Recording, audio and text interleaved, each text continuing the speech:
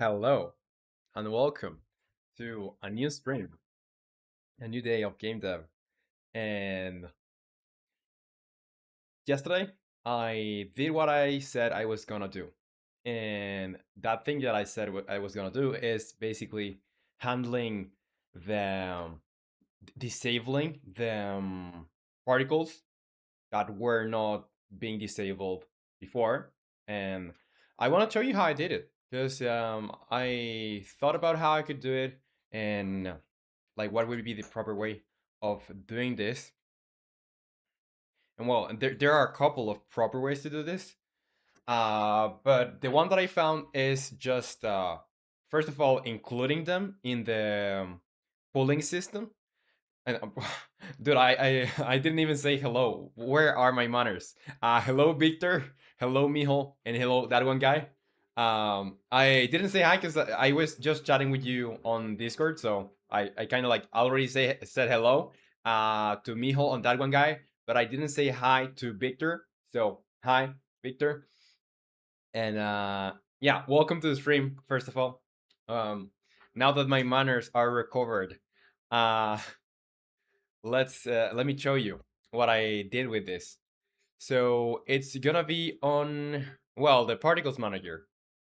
So now instead of, well, I have two types of particles, and hello, and I have, yeah, two types of particles. So there are gonna be ones that are going to be handled by this enum here, you know, and these are like linked to a dictionary. So when you want to use them, you say use particle, and you specify the particle type, which is gonna be either null, enemy death, green, grass, whatever, you know. But what about the other ones? Because there are gonna be plenty of other particles that are just for the spells. So every other particle basically is gonna use the use spell particle. So when I, for example, go in here and do this healing spell, it's gonna work exactly the same as when I do use the fire spell. Yeah, the fireball spell. So what it does is basically it's gonna pass the spell data, and the spell data is nothing more than a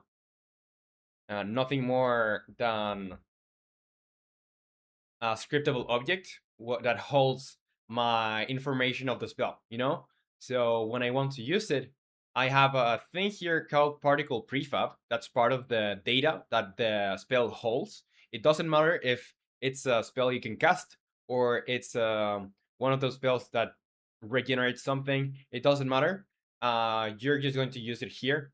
So yeah, that's the way I implemented it. And you can see here I have uh, all the spell data that exist in the game. So all the spells in the game, I have them on the particles manager, and I basically generate a pool of them you can use whenever you want to. So yeah, that was the thing that I was gonna solve yesterday, and I did solve it. So now, what about today? Because today, well, I want to first of all fix the. You remember this script here? I'm gonna pull it up so you can see.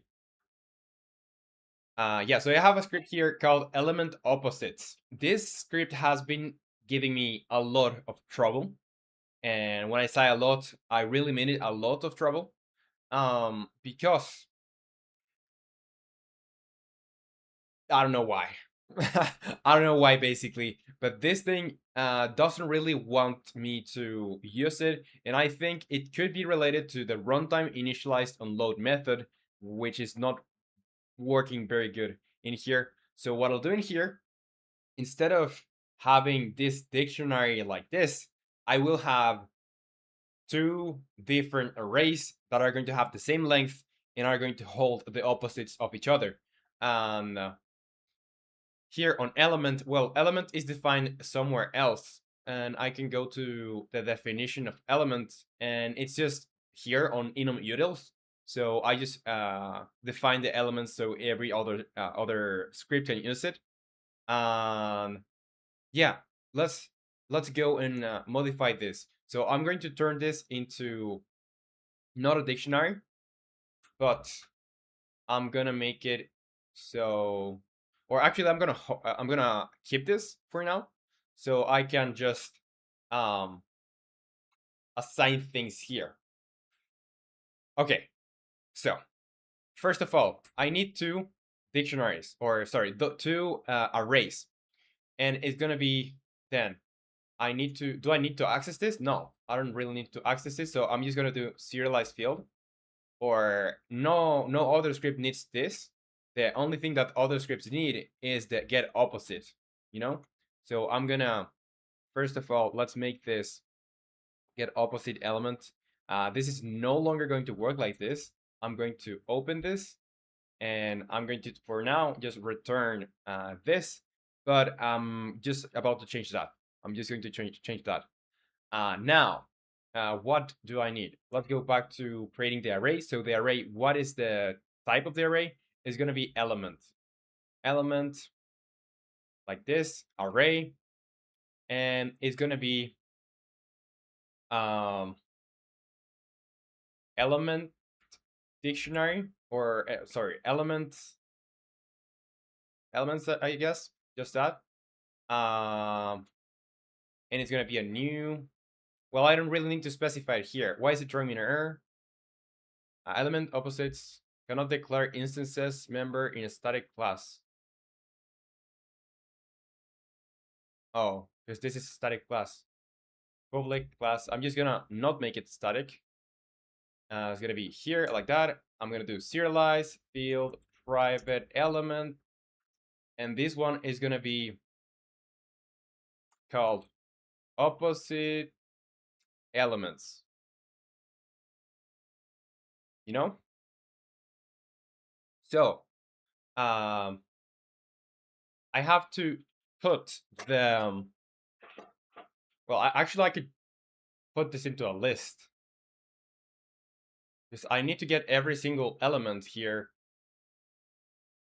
Yeah, I need to get every single element from here and have that there in one list and the opposites in another list.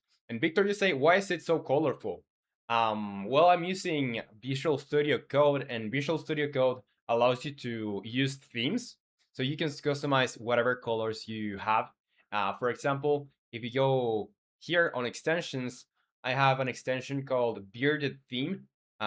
This is the one, and this one allows you to choose. You can set a color theme basically, and there are a bunch of them. Um, so yeah, that's why it's colorful. Um, and yeah, by the way, are you are also a game dev? Are you maybe interested in other type of development, maybe web dev, AI, or robotics? I don't know. Tell me.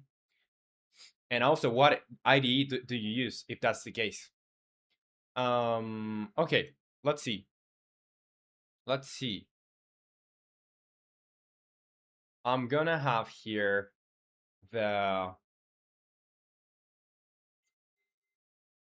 yeah. I need the elements and opposite elements. Yeah. So now I don't need this. And Victor, you say not yet, just coding on Scratch. Well, cool, cool. What are you doing in Scratch? What types of applications or programs do you do with Scratch? We have a couple of Scratch developers in the community too that make games. So I'm curious. What do you use it for? Okay, so elements and opposite elements. So now this initialize opposite elements is I don't think I'll need it. What I'll need though is this. This is not static. This is just a public function. It's gonna return an element, and it's gonna be called get opposite, and I need to pass an element. So what will I do in here? I'll just want to go to opposite elements, and here the index that I want to access is basically well, um, it's gonna be whatever the element here, but I wanna cast it as an int. So, for example, the element no OBB is gonna be 0. Then we have none, we have fire, ice, and electricity. So it's gonna be 0, 1, 2, 3.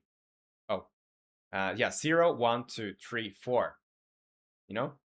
And Victor, you say just basics of coding. Nice. So, do you have any like interest, or are you just exploring coding in general now? Or do you already know where do you want to head once you explore the basics? You know? Okay. So here, yeah, spell data. I'm gonna close this, and in here, element opposites. I guess this would be all that we need. In here, the only uh yeah, the only problem with this is that will need to define them somewhere, and that somewhere needs to be wherever I'm calling this. So here, element opposites is gonna be in health, but I guess I should have uh I should probably have this on the game manager, because on the game manager I could access this. Victor, you say just exploring? Yeah, just exploring. Okay. Um. Okay. Now that we have that element opposites, I'm going to basically have this on the game manager. So on the game manager, let's see. Yeah, let's open the game manager. It's gonna be on managers or managers here. Game manager. And me always say, Roman, have you ever tried writing tic-tac-toe in 5 minutes? I have never tried like not even let alone 5 minutes. I have never tried to make a tic-tac-toe. And me always say, don't plan on it. It's painful, and I want to sledgehammer a ceramic pot. And why are you making tic-tac-toe in 5 minutes? Well, it's not that I don't like the idea. Uh, I'm just wondering why. Okay, so in here I'll have element opposites script. So it's gonna be serialized field, private element opposite script, and it's gonna be element opposite because what I thought is I could also like define a scriptable object, but I don't really want to. I don't really want the idea, or don't like the idea of having a scriptable object just defining that. Um, so yeah, I'm not going to do it that way. Mi Jose, this a challenge. After 5 minutes, the file gets reset, and I get another 5 minutes to write it again with a new plan and approach every iteration. Wow, you're gonna become the best tic tac toe programmer in 5 minutes. Really? Have you done something similar with another game or application before? Or is this just for your first time trying something like this? Yeah, world record incoming. Is that like a um is that something? Does that exist like a is there like a speedrunning um play somewhere for that? Cuz I don't know. Okay, here, element opposite, so I will need that and I'm well, I could actually get the opposite from the game manager. So yeah, I guess I'll do it here. I'll do it here. It's gonna be because I could also make it a singleton and I could access it anywhere. I'm not going to. I'm not going to do that. I'll just do here public void get opposite element, and I'll return. Well, I'll just return whatever I get from. I was gonna be what I need to use using enum utils. So that's my namespace. And here I just want to return elements. And here is gonna be like this. And I'm gonna use element opposites. And this is gonna be element opposite script. So I am sure this is a script. And I'll just do get opposite. And I'll need to pass an element here. Element, element, element. Like that.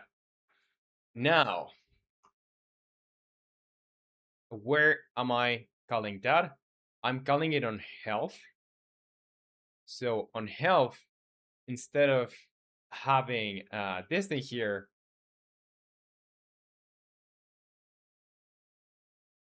yeah, instead of that thing there, I'm gonna call the game manager instance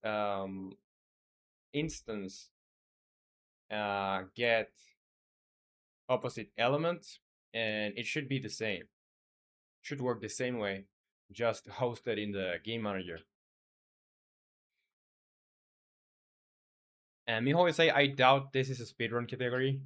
Yeah, because I've seen other similar, well, not that similar stuff, but like in programming speedruns, where and I think the stream avatars broke. Let me fix them. Okay. Yeah, I think that there are other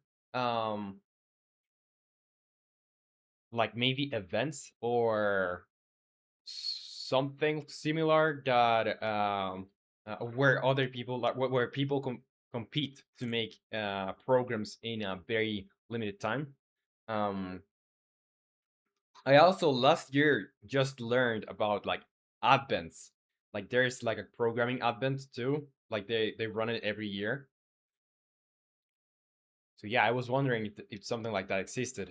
Now I don't want this. I have to have the same. I have to have the same order in there. So yeah, let's do this. Here. Mm, well, let me actually search this. So get every value on an enum as in an array, basically.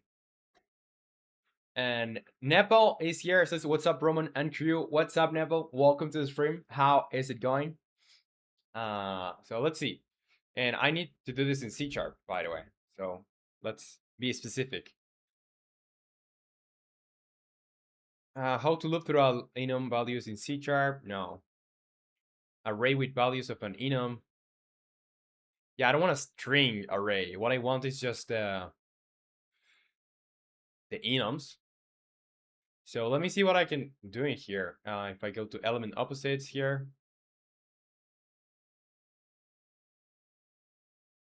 And Miho, you say, Roman, do you see what I mean by crimes? Yeah, I see now what you meant. Or I get it now. I get it now. Yeah, I wasn't sure what you were doing before. I was left confused. Okay, I'm gonna go to the managers on my game manager, and I'll need in here. I'm gonna just add the component of element opposites there. Yeah, let it load. Let it load. Also, I was doing like I was reworking the animations. Is this running? Oh, yeah. Let's not do that. Yeah, I was reworking the animation before in the morning, but I didn't get to finish it. So I'm steadily working on reworking the animations or the animation system really. And when I have it, I will present it to you in a silver plate. But I don't have it yet, so here element. Why does that not exist? I was sure I had it here. Yeah, element opposites. Can't add script here. The script needs to divide. Okay, so that means I need to go in here and element opposites. Element opposites. It's deriving from mono behavior. Mono behavior. And that should do it. So if I close this now, I should be able to just add a component in here. And what gave you the idea of doing that, Miho? Let's add element opposite here. It was like just a random thought of just doing tic-tac-toe in 5 minutes. Okay, so let's add this in order. No OPP. Oh, these are in order actually. So I can just do non-fire, ice, electricity. That's pretty helpful. So now we just want to assign this. So the opposite of no OPP is going to be no OPP. Of none is going to be no opposition. Of fire is going to be ice. Of ice is going to be fire. And electricity doesn't have one, so I guess none. Or no, because none is an element too. None is like the default. And Victor, you say, is your game out? Not yet, Victor. Not, or I mean, not the full release. You can play the latest version of the game in the second link that I have in the description. So it's for free. You can play it and you can try it. But it's not the updated version. It's the latest version that we have. And I think I'm gonna do another release next week, probably. If not this, next week. So yeah, you can go and play and just give me feedback of whatever you think the game is missing, or if you find errors or whatever, or yeah, whatever idea you have. You can also either send it here or in the comments of the game. So yeah, feel free to try it and let me know what you think of the game. And Nepo, you say, I'll play it when it has controller support. Lol. Well, all right, that's fair. That's fair. So I guess it's gonna be, well, at least a month, at least. But yeah, so now the element opposite should work, I guess. It should work. Yeah, because there's like other things that I still need to do that are more important, like having yeah, other stuff. But I do plan, and I said it, I do plan to add controller support. And Victor, you say, can I play on mobile? No, it's not available on mobile, sadly. just because the way you cast spells in this game, it's with the arrows, so it's a little bit hard to have a good player experience in mobile. So that's why I'm not porting it. Well, apart from the point that I would need to add development time just to have it playing on mobile, and probably add like settings and stuff. So yeah, it's not there, but you can play it for free on PC now.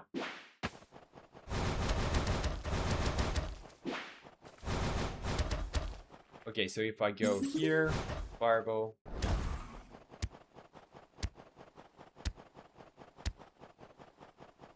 Yeah, I think that should be good. Now, I think there's like an enemy somewhere here that's stuck, I guess. Because I don't see it.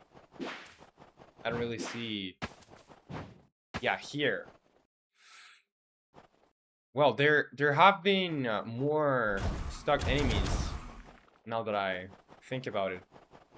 So maybe I should look into that. Okay, there is a problem where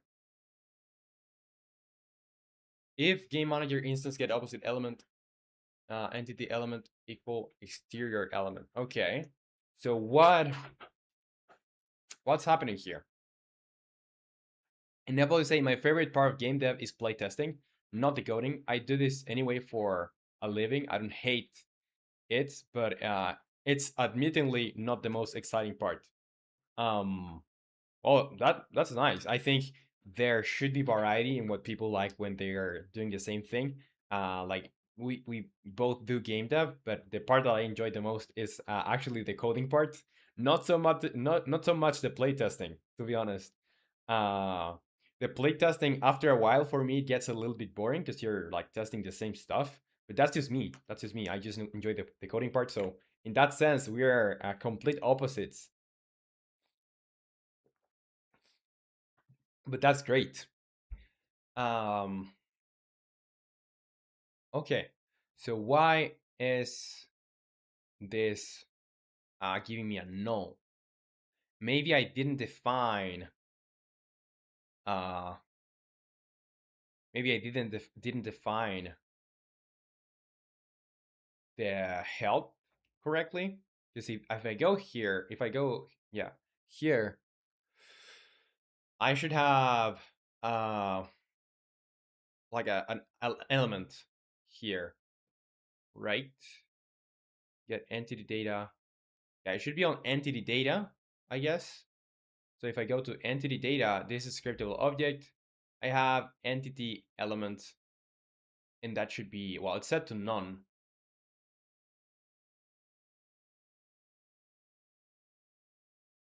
And Napoli say it's probably because I love gaming and not Valheim. Sorry.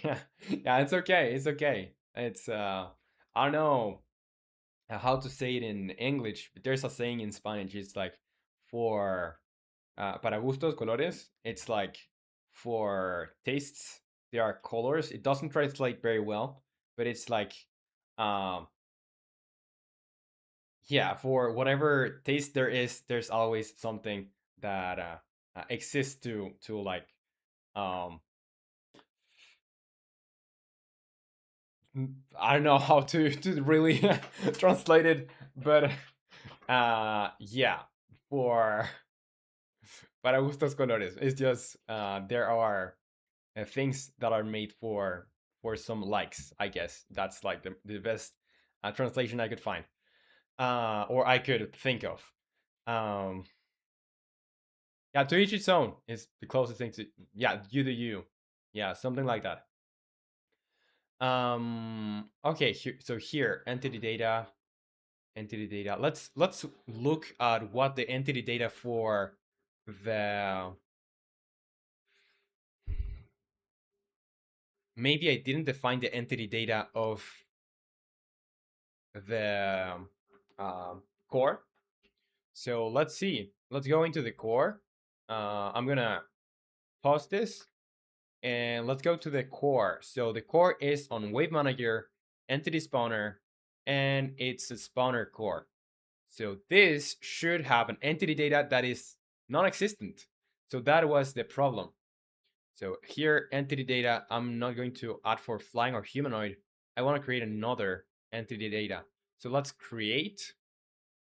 I have to go into, well, my scriptable objects. Where are they? Yeah, here, scriptable objects. And here I'm going to create entity data. And this is going to be spawner core entity data.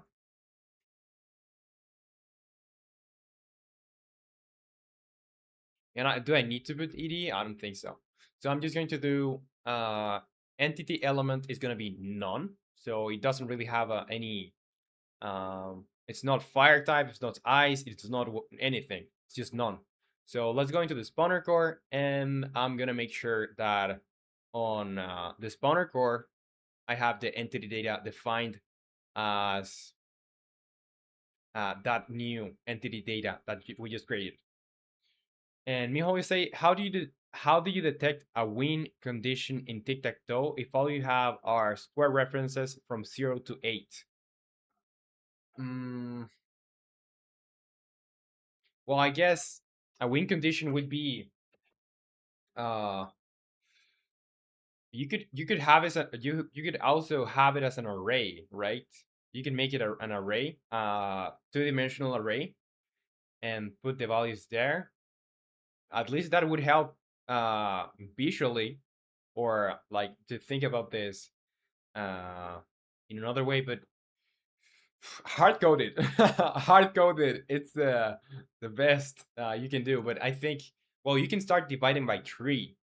I guess that would get you somewhere. I have a hunch that dividing by 3 would help you with that, because then you can get like the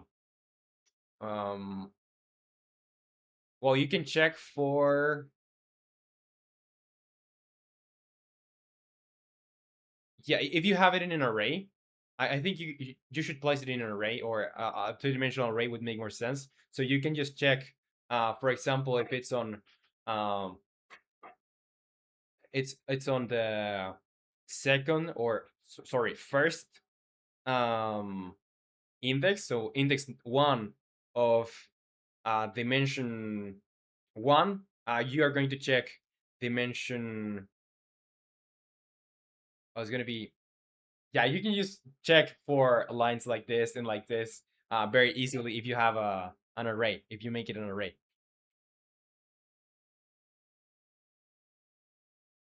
Therefore, have to do math. Yeah, because if you have an array, it's going to be a lot easier. So I think for your next iteration, you could do that. And Brandon V3X is here. Says, hi, what's up, Brandon? Welcome to the stream. How is it going? Good to have you for another stream. And Miho always say, yeah, loop in all directions, you're saying. Yeah, something like that. Something like that. Because I guess you could get somewhere with the division, but I'm not sure. I think for detecting the ones that are diagonally, I think you could do that. And Cheese, you say, hello, Roman, how are you doing? What's up, Cheese guy? I am great. Today I'm feeling fine. So thank you for asking. And how are you? Well, you already said you were good in Discord, but yeah, I'm asking anyway again. And welcome to the stream. And Miho will say, what I'll do is calculate the position and then cast trace from there. Makes sense. Okay, so now that we have that, I wanna test if this is not going to break, because I didn't even know it would break, or it was breaking because of that before. So if we have that, I can just go into GitHub and make the commit there. So let's see. Now we should be able to break the core again. And Cheesky say, thanks, I'm doing good. Well, I'm very, very glad. Yeah, so here. Let's see. Let's see. Now we shouldn't have any error or problem with it. Yeah, so let's try and damage the core. Yeah, that was the problem that we were facing before yesterday. And I thought it was because of the way I structured the element opposite script. But no, it actually wasn't. I just didn't assign an entity data to the spawner core. Okay, now that we have that, I think I just can do a commit. So the thing that we just did, and uh, and this also works as a recap for the people that just joined. So what we just did is basically we changed the script of element opposites that we had before to, and let me open it so I can show you, of element opposites. And now element opposites is just this. We have an array of elements and an array of the opposite elements. So, and we have a function which is get opposite. So what we do is just returning, and I guess this would be, we could just simplify this. It could be done in one line like this. This is a very simple thing. Uh, so it's gonna grab whatever element you pass it, whatever element you're looking for here.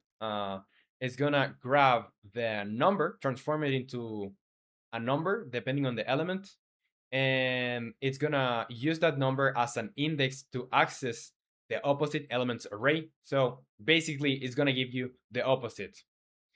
And yeah, that's it. So that solves our problem. And also we just created like entity data for core, so it can be registered as an entity. Now let's go into GitHub and Notion. Here, element opposites script rework. So the element opposite script is now on the game manager, where an instance of it lives and can be accessed through it. In that instance, the elements and their opposite elements are defined. Now let's commit 5 files to main, push to origin,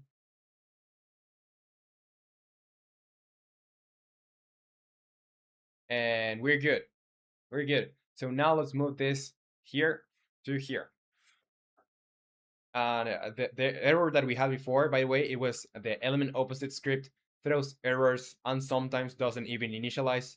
So now we don't need to worry about that. Now the next thing, and by the way, the thing I said I was gonna do yesterday, I did. So now the oh, I forgot to save. So let's save this, and I'm gonna go in here. These saves are gonna be, I'm gonna amend the commit so I can add that save and force push to origin. I'm the only one in that repo, so it doesn't matter. And Jack Newman 674 says Native American. Well, I'm American, but I'm from the South. I'm from South America, so from Chile specifically. So welcome to the stream, Jack Newman, and yeah, welcome. Okay, so now we should be good. Now, if I close this here, yeah.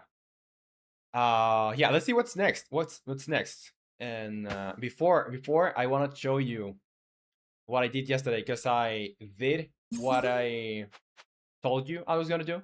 So here, for example, if I go here, you can see that I have initialized impact particles for different stuff.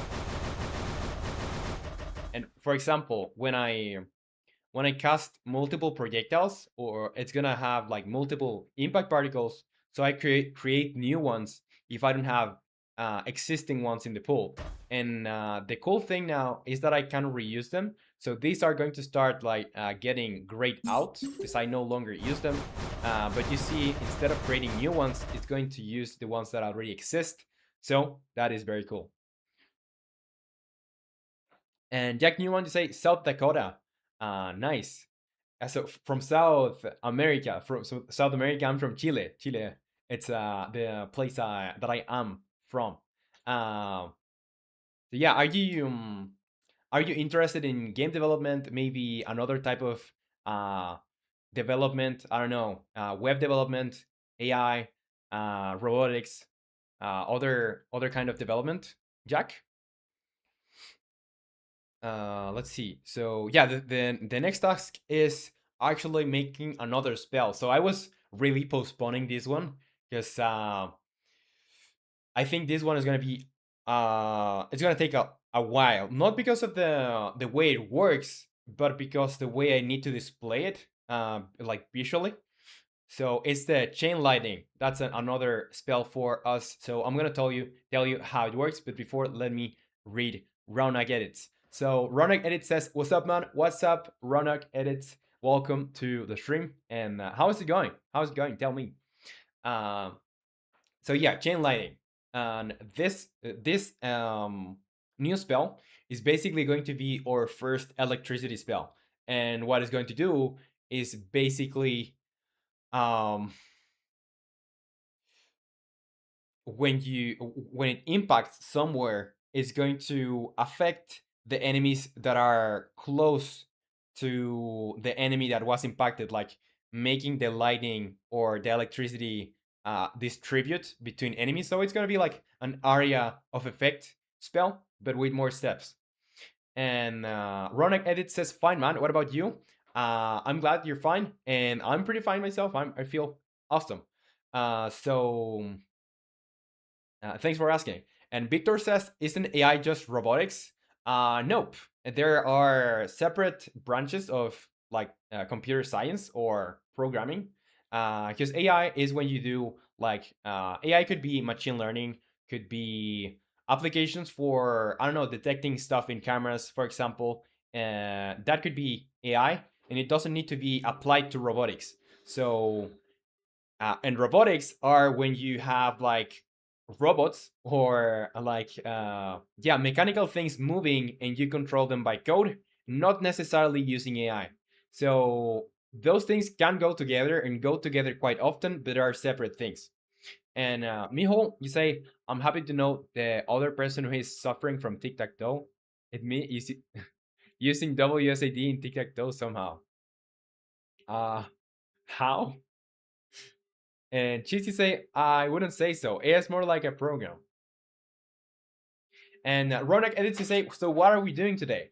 Today I want to make a new spell for the game. So as you can see in here, let me play this.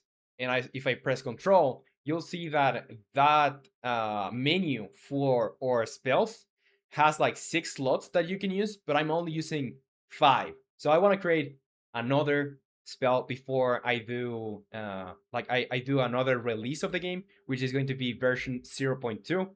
And yeah, that's what we're gonna do. So first, let's start with um, let's do like the base of or spell without adding anything specific to it. Let's do that.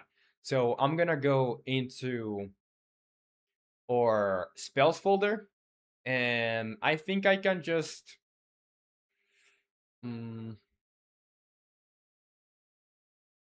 healing spell particle.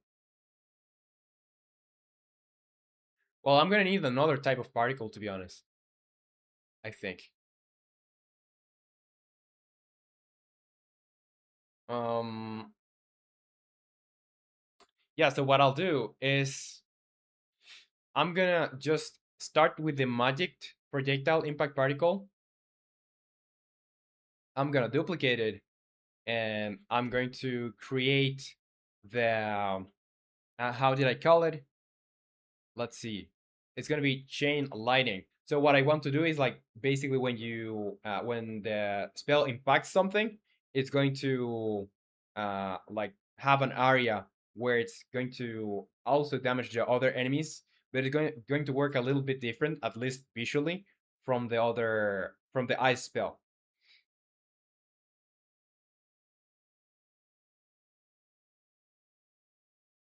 Okay, so now chain lighting. Let's do that. Um, yeah, chain lighting. Lightning. I'm gonna call this here. Well, these are particles really.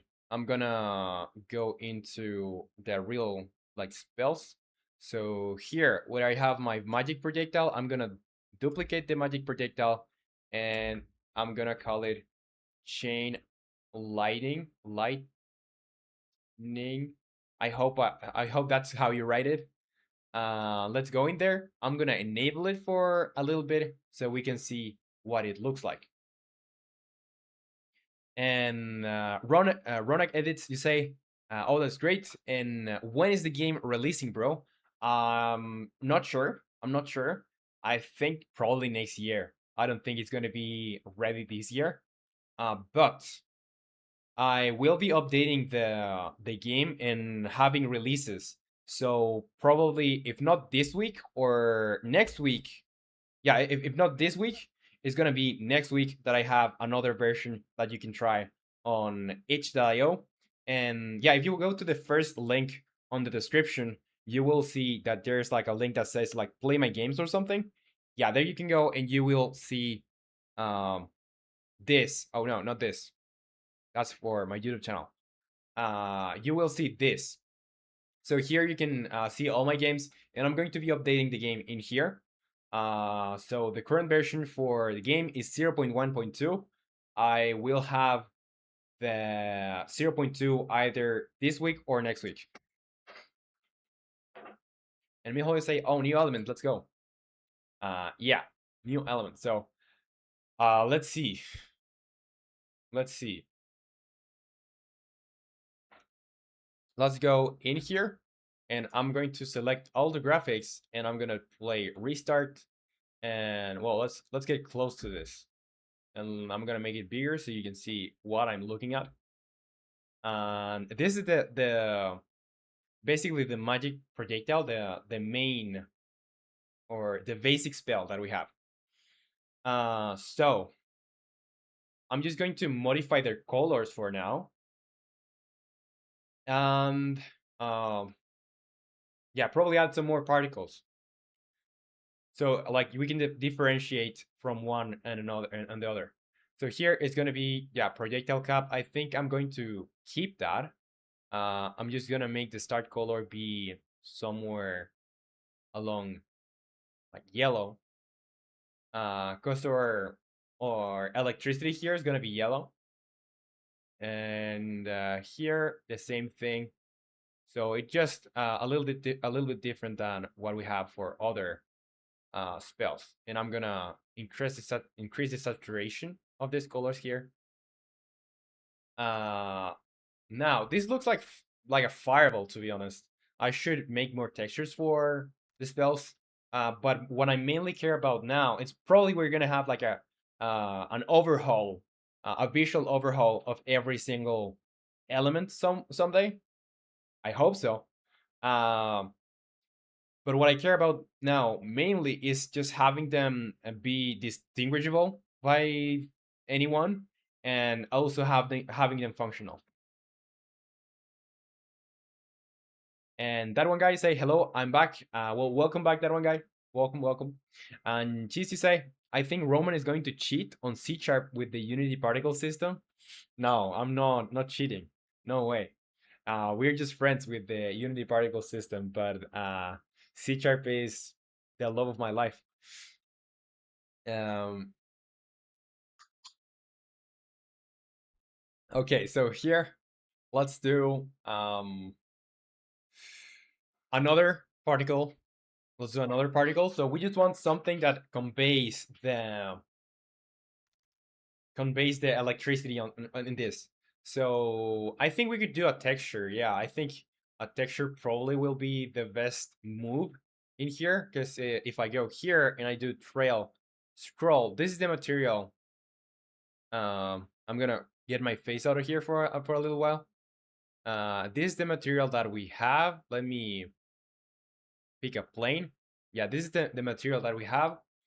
So probably I'm gonna use the same shader. but I'm going to use an electricity um an electricity material or something. Yeah, I'm still not sure. Still not sure. But I guess so. Because I don't want this to look too much like you say, yeah, yeah, sure.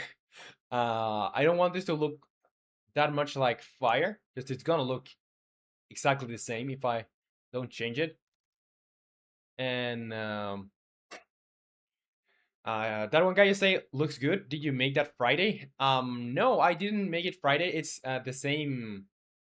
It's the same that we have for the normal magic projectile, just uh like expanded. You can't tell uh when it's moving, but this is how the magic projectile looks when you pause. Well, this is not exactly the magic projectile. This is another. This I basically just copied the magic projectile and changed the colors for now. But I plan to do a lot more than just changing the color. But for now, let's keep it simple. Let's keep it simple. I'm gonna change the texture someday. Uh, but now I just want this to work as a regular spell, and then I'm going to expand to make that when you hit something, there are gonna be like rays that go outwards, finding more enemies, and depending on the time, depending on the bounces I want to have, like I'm going to damage. I don't know. You can do like area on. It's gonna have like an area of effect where you're going to damage a lot of enemies. And that one guy is like, no nicked. Talk about Final at Freddy's or SCP. Yeah, I think SCP is the new one, the new obsession of nicked. Okay, so let's go into chain lightning, and what we want to change in here is the spell data. Just this is gonna behave as a regular spell. Like every single spell behaves the same or has the same base script. The only thing that changes it is the spell data. So let's go into the spell data. Let's see, where is it? It's gonna be here, spells data. So I'm gonna add a new one. Let's see. So the last one that we have is for ice bomb. I'm gonna just duplicate the ice bomb, and here it's gonna be um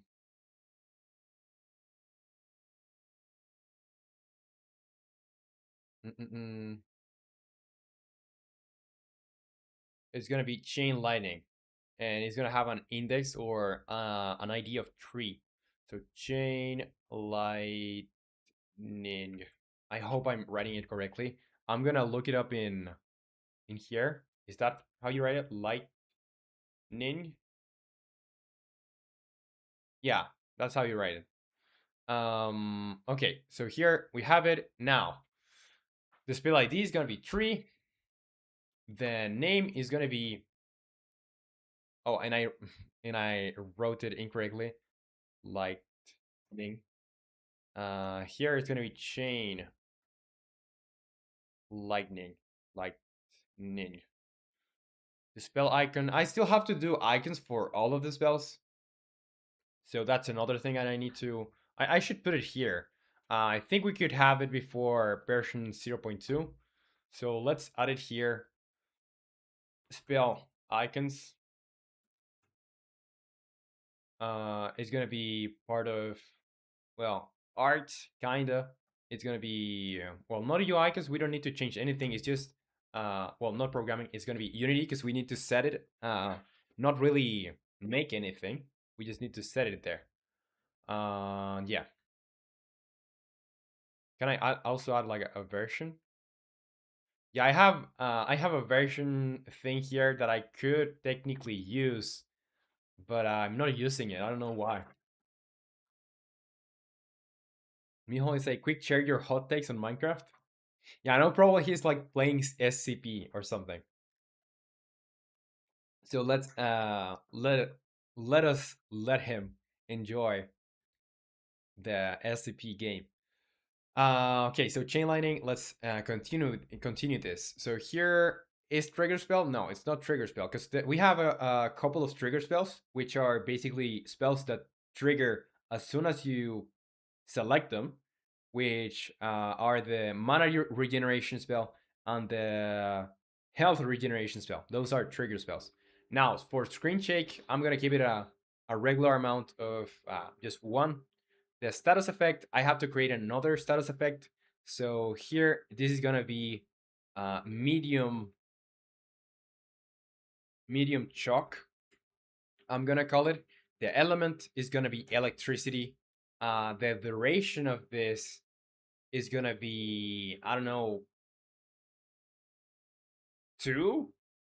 And the damage per tick, I'm just gonna make it something very low. But yeah, something like 3. We can also change that whenever we want to. So let's go in there again. Let's go in. Well, where is it? Unit fireball, ice bomb projectile.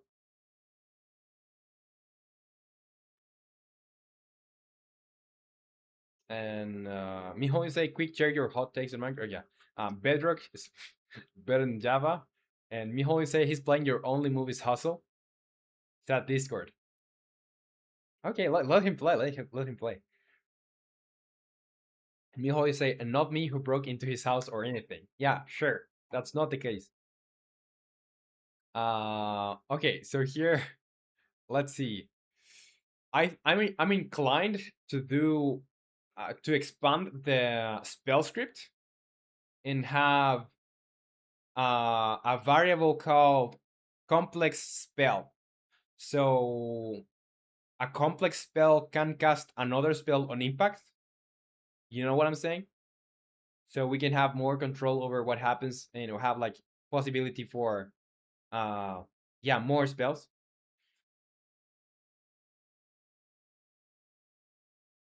So yeah, let's continue this, and we'll see if we do that thing.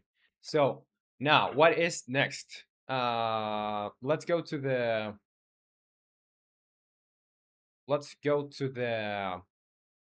scriptable objects, spell data. Spell data. We have the chain lightning, and I have to assign medium shock.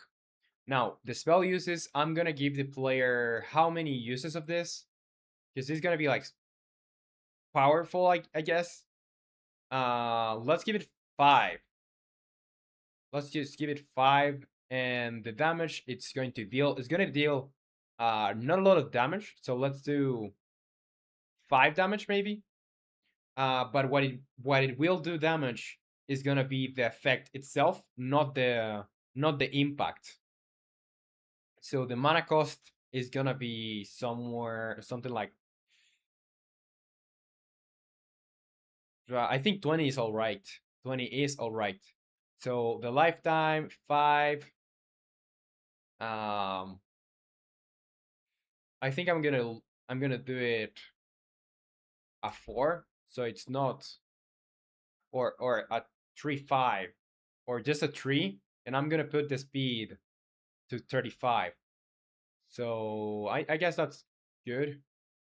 Now, as impact spell, yeah, it's gonna be impact spell because I want something to happen on impact, but I have to put some more functionality for like a complex spells that casts other spells.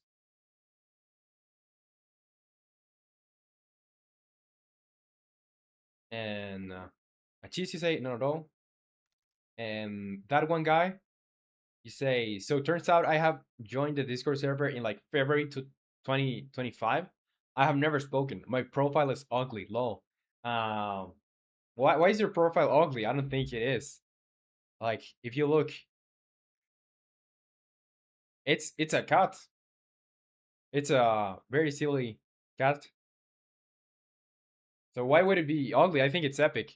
Um, and if you see my profile, for example, my profile is nothing more than my logo and like the regular backgrounds. It was another account. Okay, okay. Um, okay, now we have everything set up here. I'm gonna try it now. So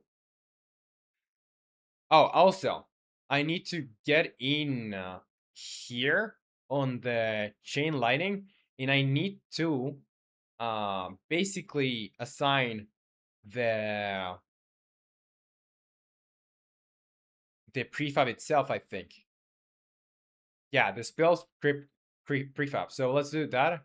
Let's go in here, and I'm gonna assign the. It's not on spells. It's on. Well, it's on spells here. Spells, chain lighting, and I have to assign it here. So I guess that should do it. That should do it. I'm not going to make it an impact spell for now. I'm just gonna leave it like this, and I'm going to save. Well, we also need sound effects for this. I forgot. We need sound effects because it's going to sound exactly the same as the ice one. Oh, and also we need to go to the player because the player has equipped spells data. So you can see all the spells that you have equipped here, and I just have to drag the spell data there. So it's gonna be somewhere in here. Let's see. Not particles. It's on spells. It's chain lighting, and well, it's the spell data of chain lighting. So chain lighting, like that. Now, I think I can just I can just press play, and we should be good. Yeah, that's it. So, oh, I didn't really change the arrow combination, so I guess it's gonna trigger two or not at all, nothing at all. So let's go in there and change that too. Okay, so what could do the arrow combination be? Um, and me always say, what's the other account you speak of? Yeah, because I wasn't sure. I saw it before, and sorry, I can't pronounce your name because I don't know how to read that uh, language. But you say a new game. Well, it is. Yeah, it's a new game. Let me show you what I have here. And yeah, so this game is well, what I'm working on is my game where you are this guy and you press control and sequence of arrow combinations to select different spells. So what you can do in here is go into the zones and you can like defeat enemies in here. So after you defeat enemies or defeat the enemies in the zone, you're gonna be able to also break this thing. And when you break this, another zone will appear somewhere like there. You have to go there and also defeat the enemy. So that's the game for now. It's currently on version 0.1.2, so very new. Uh, and me always say, silly Roman, you don't understand redacted language. Yeah, I don't understand it, so I wish I did. I wish I did. Okay, let's pause this and let's head back to what we were in. So it's the chain lighting. I'm gonna and you say I feel FOV is so high like Roblox. Um, yeah, a little bit. To be honest, a little bit it is. Um, but I like it this way. It's fun. It plays fun. Okay, so in here, yeah, in chain lighting, I just want to change the spell combination. So I'm gonna make it, let's say, up, left, up, left, and left. I think that's it.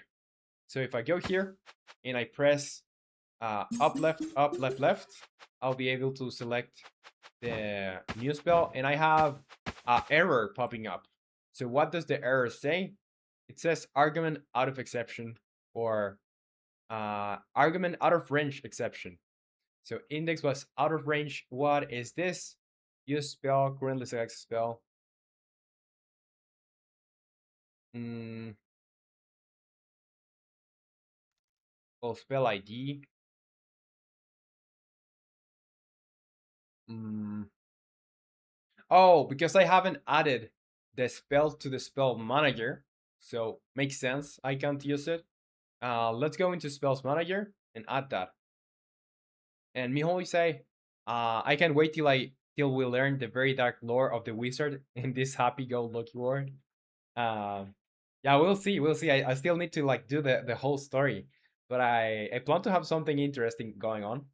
Um, so yeah, it's gonna be a darker story than the Dark Souls games. Um, let's see. I need to find the spells manager. Yeah, on spells manager, let's see. Use spell. I think I just need to assign the spell in the correct ID. So let's go to managers and let's go to spells. Spells manager. Where is it? Should be somewhere here. So save manager, particles manager, wave manager. I'm just going to minimize this. Yeah, spells manager in here. So I need to put this one in here. It's gonna be chain lightning. And it should be the same. So let's press well, let's save, let's press play. And here I can just do up, left, left. And we're gonna get the electricity spell. Now it has the same impact particle as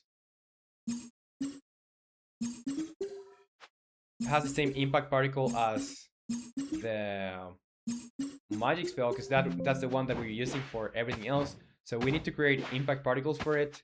We need to create the remaining functionality. So let's start with actually making the impact particles for this. I'm just gonna copy the particles because I want to have them be different. So when I change it really to something else, it's gonna be just a matter of getting into that already existing particle system and changing stuff. So let's do that. Let's go in here and I will have on particles, the spells particles, and here on magic impact particle, I'm just going to duplicate and I'm gonna call this chain lightning impact particle. And the lifetime is going to be, yeah, exactly the same. I just want to get in here and I'm just going to, yeah, make this a little bit bigger so we can all see what I'm doing. So restart. Well, this is the basic particle for everything. I'm just gonna change the color for now. This is gonna be the change that I want in here. The only change impact in here, like that. Circle, like that. So very, very similar or exactly the same as the magic particle or magic projectile, but the it's just like a recolor mainly. But I'm gonna add more functionality to this. So let's see. Let's go into the scriptable object of chain lighting. And here on Ice Bomb Impact Spell, where it says Ice Bomb Impact Spell, I need to use the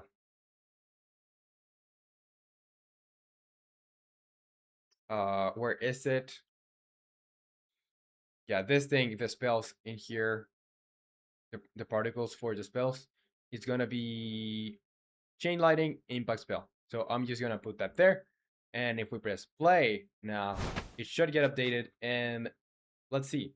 So I do up, left, and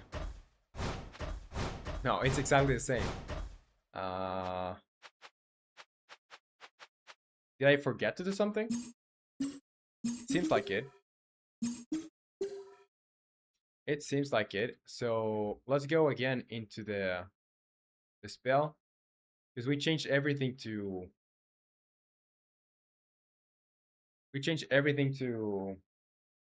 yellow basically.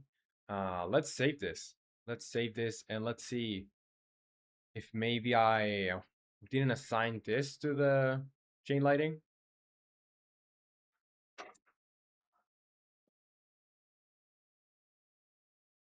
And that one guy you say it was yeah, so bad it's cable. Yeah, but I wasn't sure I saw you there or maybe yeah, but it was like so long ago that I don't remember what was your profile picture. Because I know when you first joined in the first streams, you had like a television image in your profile picture, but I don't know what it was in Discord. And that one guy you say, "Are we going to have wizard lore?" Yeah, we are going to have wizard lore. I'm not the best writer. I barely write, uh, so it's probably gonna be not that complex.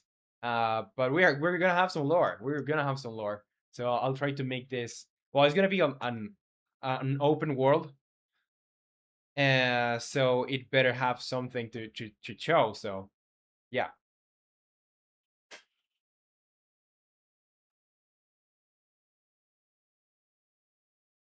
I think there we are. We're better. And Mijo, you say I've read Overtime lore. It's great. Yeah, that one is very specific or very like easy to get because it's like written. It's very explicit. That's what I wanted to. That's the word that I was looking for. It's very explicit because it's just like text. You get it that way. But for this one, I want to combine, well, NPCs that are going to tell you about the story, or you're going to. Well, no one is really going to tell you that much unless like you ask them directly or something like that. But they're going to like try to reveal the story of the world through like context that they give you through I don't know missions or whatever. Um, but yeah, it's not going to. I will try to make it less explicit and more like you have to find stuff, not only with NPCs but throughout the world. It's gonna give you like context clues of what happened in that world or that world. What is the world going through? Okay, yeah, exactly as you said, Mijo. Um, okay, so chain lightning, status effect, medium shock. Yeah, spell uses, damage, lifetime, speed, chain lightning. Okay, is impact spell? No.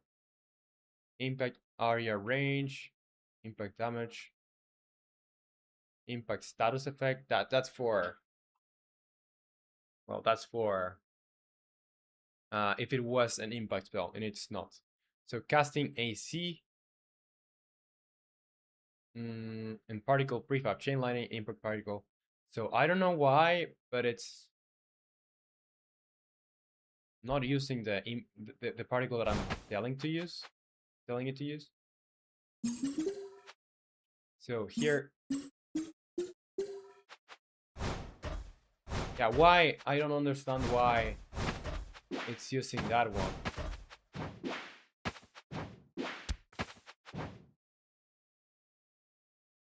Because it's like a completely different particle for. It's a completely different particle for the chain lightning impact particle. Yeah, because if we go here, like it's obvious what it is. Let's see on the particles manager maybe what's happening there. Or let's see if I press play. There should be like for every single spell there should be. Oh, I know why. I know why. Because if we go to the particles manager, we also need to put the spell data in here. So we can put it wherever in whatever order. So no need to worry about that. Um, yeah. So I'm just gonna put it there, and that should now make it so if we go up, left, left. No, still no. Hmm.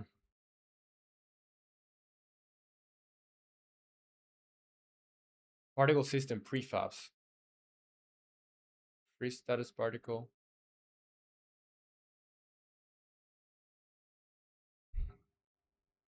Yeah, that's for the other ones. I'm a little bit confused of why the new particles are not working. So I'm gonna get into the particles manager script.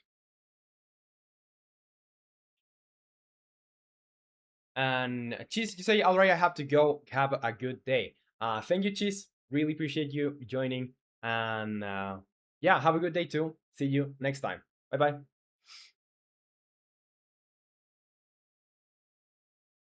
And Miho is a visuals friendly.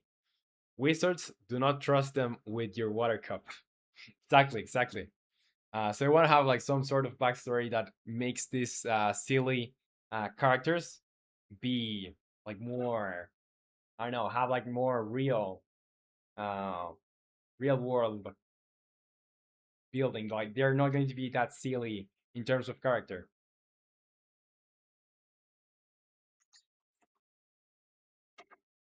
Victor, you're also going or just saying bye? If you're going, well, thank you for joining, and if not, well, thank you for staying.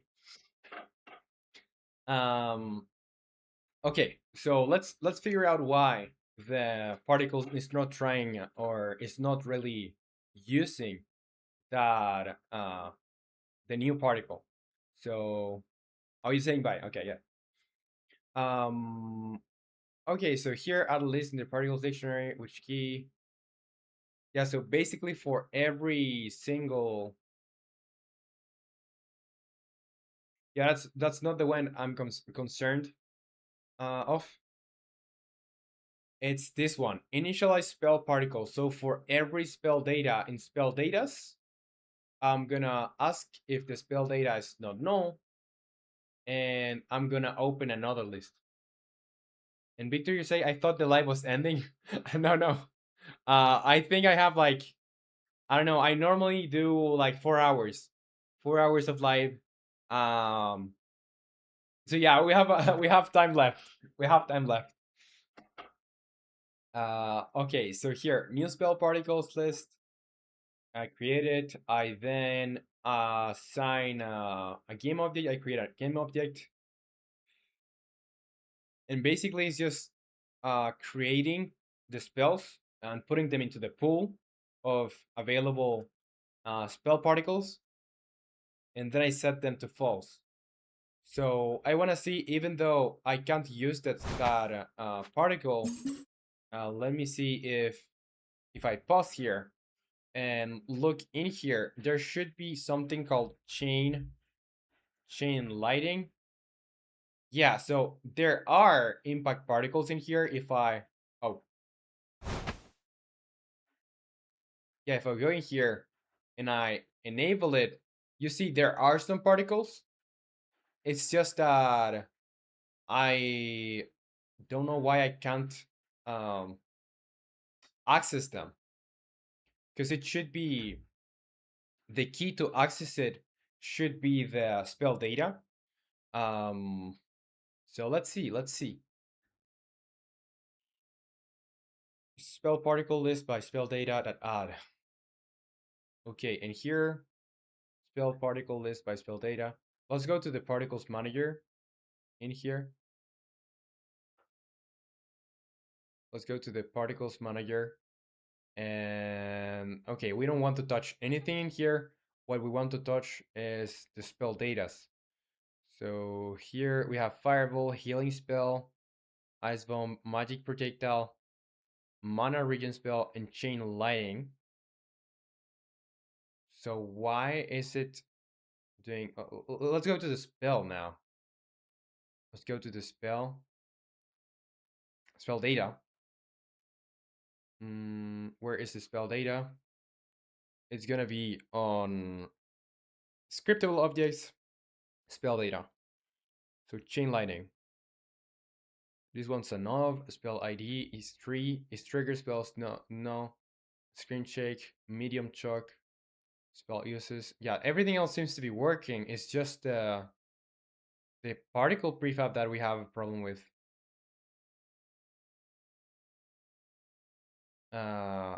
accessing it, to be honest. So let's go to the spell again. Let's go to the spell. The real spell this time, not the particles or whatever.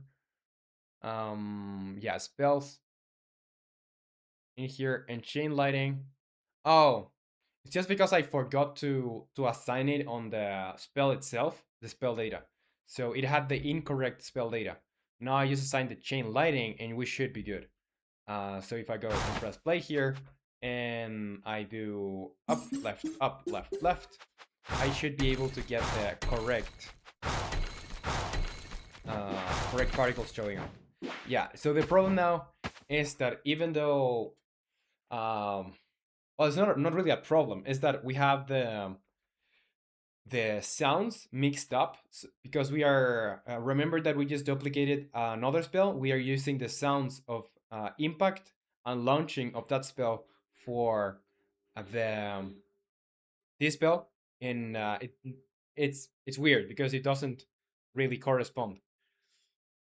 So let's go into the chain lighting again, and I'm just going to remove the sound effects for this one, and we'll need to add the sound effects later. We'll need to find them actually. So none in here, and I think that's gonna be good. I didn't quite like the spell combination, so I'm gonna make it be down, left, uh, down, down, left. What about that? So down, left, down, left makes more sense for me.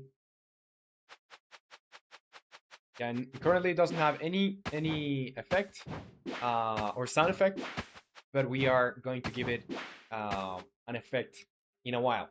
Now, the most important part is like giving this thing functionality. So that's what we're going to do. Let's head first into not particles manager, not health. Let me just close everything that we are not going to need. And need to say, I've heard the summonings, just bad ping, my bad. No worries, Nick. Was well, it's a pleasure to have you here. And oh, what were you doing? Because Mihal said you were playing. You're playing your only move is hustle, but I guess you were playing SCCP. So yeah, what's the truth? So I guess it's gonna be your only move is hustle because you or Mihal watched it or saw it. Yeah, how did it go? How did it go? Okay, so let's go into, yeah, we're not going to need player spellcasting. We are not going to need entity data.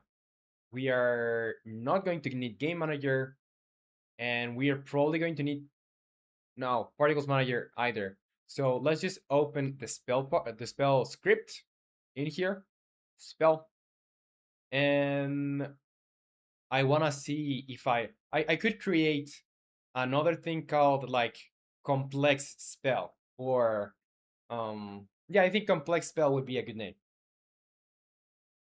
And need you say I was playing your only move is hustle? Yes. Yeah. I've only seen that game well back when I was in university. Uh, some people that I knew, not exactly my friends, but people that I knew, um, used to play that in the computers there quite often. It seemed like really fun. I didn't really get to play it. It seemed fun. Okay, so here let's see. Let's see. Cause okay, so when it impacts, this is on trigger enter. That's on impact. I'm gonna check if other that compare tag player and its enemy spell equals false, then I return. Um, that's because I don't want the player to collide with its own spells. And Victor, you say, I'll be right back. Okay, Victor, take your time. And Nick, you say, really? It used to be a free demo on itch, but now it's a whole another game. Still one person made in Godot. Oh, that's nice. Yeah, I saw the demo on itch. I saw the demo on itch, but I didn't get to play it. I think they were using Steam to play it, so I don't know. They had the full version. Okay. Is enemy spell an other compare attack or return? Okay. That's just making sure that the enemy spells don't collide with enemies and the player spells don't collide with the player. Now, debug.log collided with other. Okay, I don't need that debug. Okay, this is just checking if the thing I collided with has health. Like if it's an entity, I'm gonna do that to. I'm gonna do something to that entity, and if it's the trees, I'm just gonna get the interactable decoration script, and I'm gonna do a static deco check, which is gonna check the tree. If it's the grass, I'm gonna have some particles for the grass. If it's fire grass, some fire grass particles, and for the snow, some snow particles. That's it. So what we're interested in here is not exactly on receive damage because that's the basic functionality of every single spell that can collide with the player, but it's this part is impact spell. So in here, what we want to do is a little bit more complex than the impact spell. So instead, I will have like is complex spell. So a complex spell is going to cast another spell, which in itself is gonna have like different functionality. So yeah, but it's gonna like the same behavior for the main thing. The main spell is gonna be the same. We just gonna instantiate another complex spell once it impacts. Once the base spell impacts.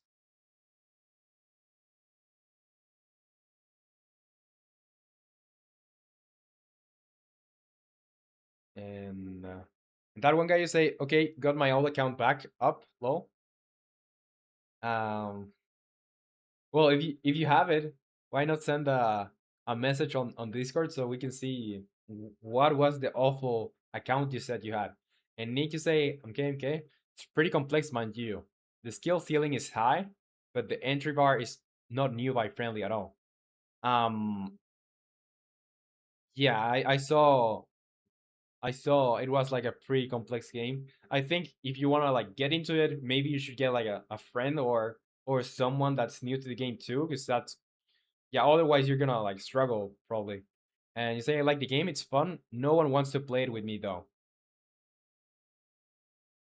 But it's cheap though. I think it's like for my currency, it's like 3,000 pesos, so roughly $3 or less. And that one guy say if someone nicked, and yeah, you have truly someone nicked. And Nick, you say, and I don't want to play public. People troll there with bugs and broken stuff. I've heard. Um, yeah, I guess so. I guess so.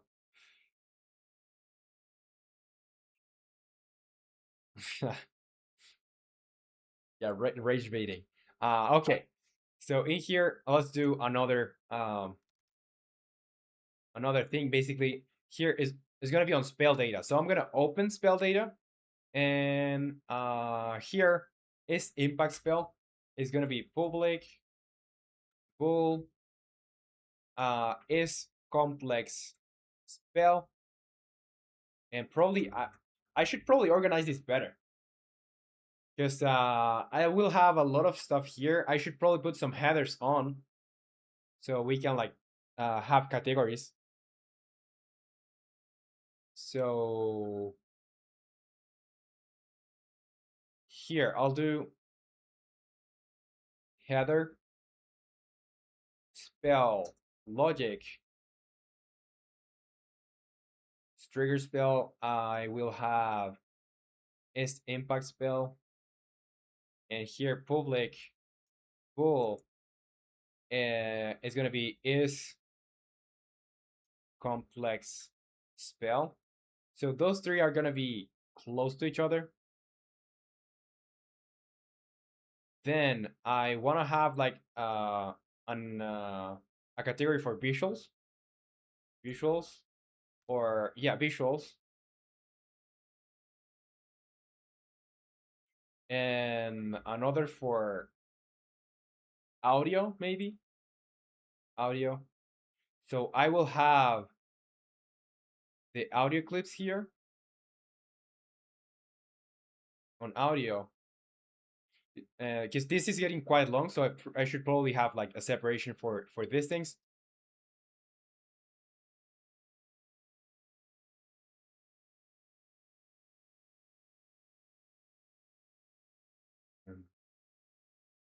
Yeah, that's just straight up rage baiting. Cats are overrated. And Nick say 3 USD. I'm not sure. Actually, I know that I like it, and it's 22 PLN. Everyone should learn conversion from their local currency to PLN. That would make my life easier. Yeah, I should. Well, for sure it would make your life easier. But what about the rest of us? Because I need to learn my conversion for USD, and I think from USD we can mainly all understand what we're talking about. Um, okay, so here, why not rupees? Why not another currency then? Okay, so here, um, particle prefab, that's for visuals. I'm gonna put it in visuals. Mm, I'll have here a category for header, impact, impact area range, impact damage, impact status effect. So everything related to impact. I should probably have the spell. Well, now that I think of it, no. Because I thought maybe I could have the spell combinations as the first thing, but it's gonna be quite large. So I guess it's better if I just keep the other stuff in like up in the upper part.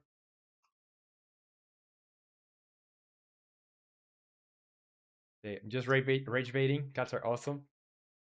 Yeah, they are. And Sergot said he had to go. He's playing Roblox right now. Lol. Uh, well, just enjoy. He has to enjoy too. Enjoy playing Roblox too. Okay, so now, what other categories could we have? Because we have spell name, spell icon, spell ID. Those are, we could categorize them into like display, header, display, display data. Mm, what else? Well, status effect, screen shake, lifetime. I'm just gonna have like an other. So here, header, other, and spell script prefab. Yeah, whatever else, I'm just gonna put there. Lifetime, speed, status effect, screen shake. Those things are gonna go in other.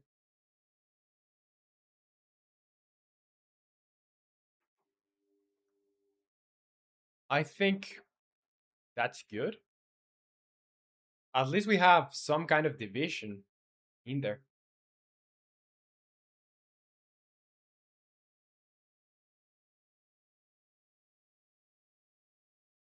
And Nick, you say I don't care about others' convenience because I'm the highest priority person that matters to me. So yeah, I win. Logic. Yeah. Yay. And that one guy, you say this is kind of self-centered, to be honest. That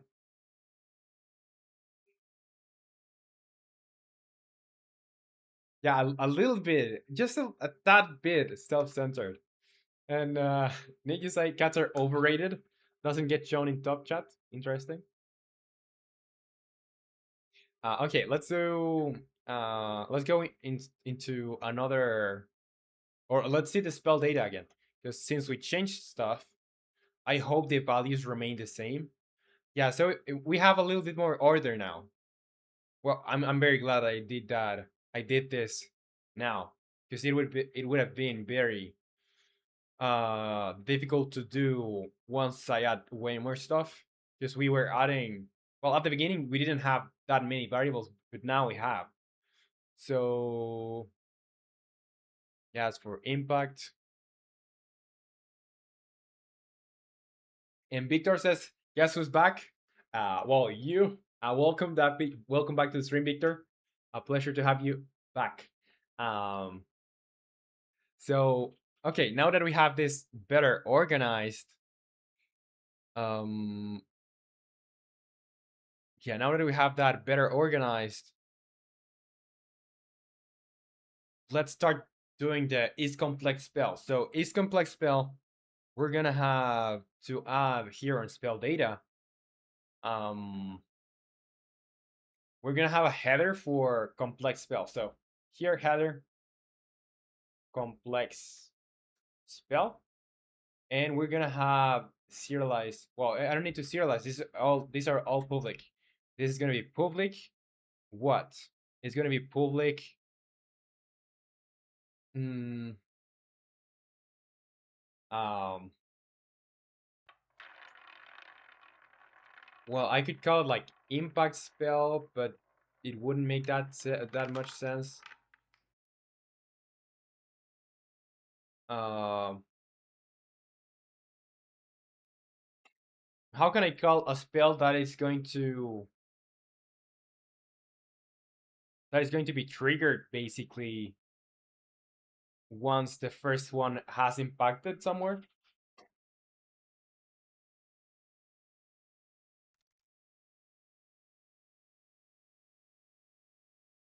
The smart decisions.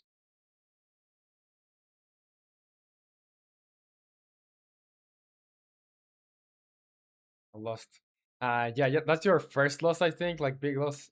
Since you're all here, so I'm gonna give you some stars so you can gamble some more with more confidence. And let me give you some more, just like that. Okay, so I think I could call this like secondary spell, and it's gonna be a game object like that. Secondary spell, and well, the thing is, when I cast a spell, I'm not really using this secondary spell. What exactly am I using then? Yeah, I think that's it. That's it. Yeah, I don't know how to call this. I don't know how to call this because it's like the spell that comes after the first spell impacts. Because yeah, I don't know if I've told you because you joined some, I don't know, minutes ago. Uh, but I'm making uh, a lightning spell, basically an electricity spell, and the functionality for the spell will be when it impacts in an enemy, it will grab enemies that are close to him and also impact him, basically like an area of effect with more steps.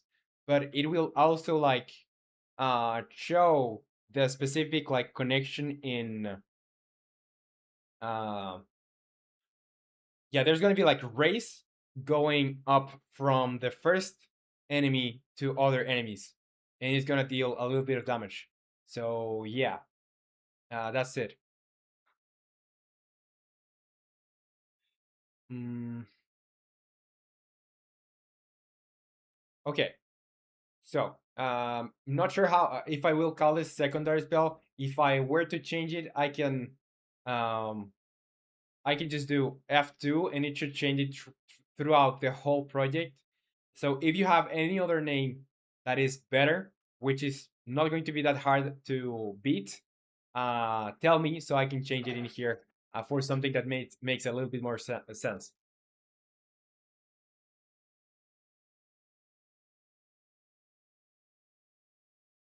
Need to say, but that's custom on hit. Can't you just extend the spell itself into a new one? I could, but why? Well, I could do that, but the thing is, um, well, I don't have any argument to really not do that. But I guess if I were to do like something very crazy, yeah, if I were to do something very crazy, I could still do the secondary spell, you know. But yeah, it does make sense now that you said it. Does make sense. This is what I'm thinking in the future. Maybe I could use something like the secondary spell. But for now, I think for this spell, yeah, we can use that. We can use that. It's okay.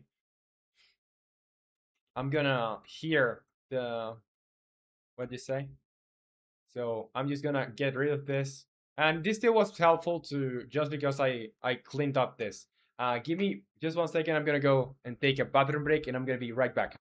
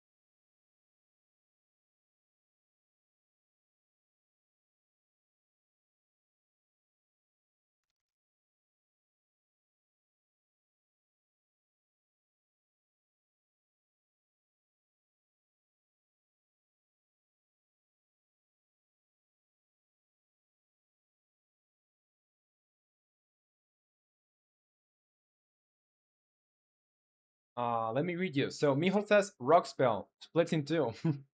Well, it's better than mine, so I'm not gonna even say anything about it.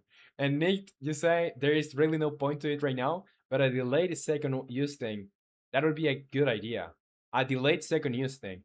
Uh, well, that too, that too. And Nick, you say if you made any spell that does something more than status effects, that would actually be the best way. Yeah, but I think for now I can just do the extension of the spell script. Uh, and Nick, you say unless you'd want to extend each of them, it just really depends on how many spells you want. I can't imagine a future distant RPG game without unlockable spells that do cool stuff. Yeah, it's gonna be a lot of spells. It's gonna be a lot. I don't know how many, to be honest. I don't really know, but I want to have at least 20. So we have variety. I don't think I'll go over 50, but somewhere in that range. So um, yeah, 20 to 50. It could be closer to 20. We'll see. I'm not going to even say like a number because I'm not sure. Um, yeah, a spell that casts every spell in homing mode spell. Yeah, that's a good name.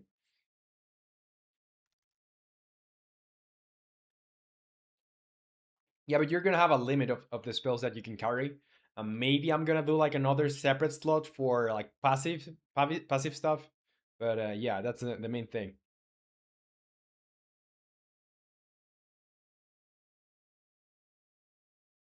You have ideas for modding using that? Um, okay. If you want me to keep it that way, well, now I think it would be a better idea if I just did it. Uh,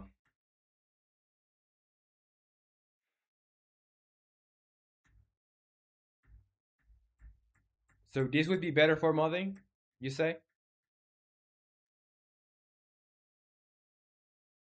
This would be better for modding. Um,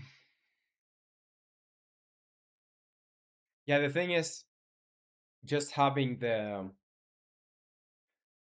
well, it would be like an expansion on the functionality. So I guess this doesn't even need to be like a secondary spell, or it doesn't need to be like a spell. It's just going to be something that um you spawn, and that thing that you spawn is going to take care about handling any other specific functionality that you want to include. It could be anything, could do anything. Um, so yeah, it's like a completely different thing. You're just going to spawn it on impact, or the spell is gonna spawn it on impact. And me always say, why not allow everything to do everything? Dynamic stuff makes sense. Um, so that way, with the secondary spell, it would be easy to do that too. Because what I need to do is like, if I don't do it this way, I would need to expand the spell script or do another script that inherits from spell. You say you can make a complex spell extension that has that, but I don't know. I'm not sure. Okay, that's insanely useful for modding. I'm gonna leave it that way then. Um, it's not going to complicate our game that much, so let's leave it that way. Now, and I was gonna do it that way anyway before you said the thing about inheriting. So let's yeah, I'm gonna leave this open just in case. But now in here, if spell data dot is complex spell, what I'll do is just basically and Random Dog is here, says, Joe, what's up? What's up, Random Dog? Welcome to the stream. Good to have you here again. And yeah, so today we're working on making another spell. We're making an electricity spell, and we're just starting. So we don't have a lot to show now. But yeah, we're working on it. And me always say any spell and have secondary spell, but the lightning spell enables it in the boolean of the function. So yeah, it doesn't matter if there are in the spell data you don't have a secondary spell, but if you have it, it's gonna enable it. It's gonna instantiate it.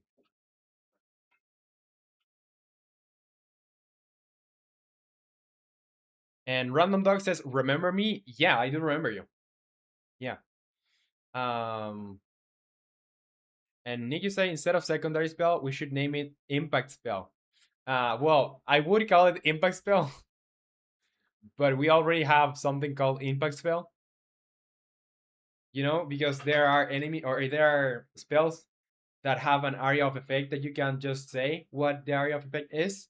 Like for example, the ice spell is an impact spell. So on impact, it will have like an area of effect that will damage and and add the the effect or the element that is carrying. So it already exists. That's why I call it complex spell. Now, here I'm gonna call it um let's see.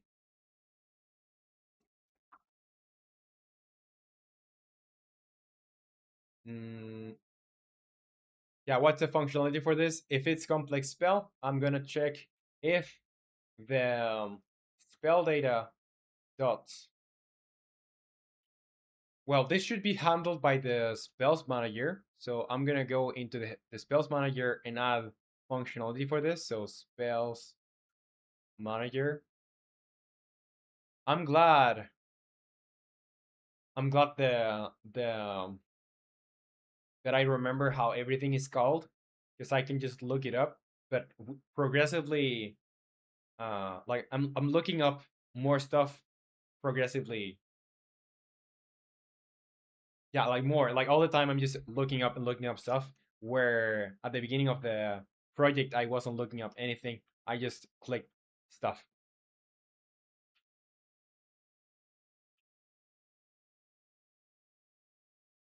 And you say, Nick, what if we replace the AoE with the new system and just spawn the freeze as the complex spell? That would work. That would work. Yeah, it would simplify code. Yeah, it would make sense. Um,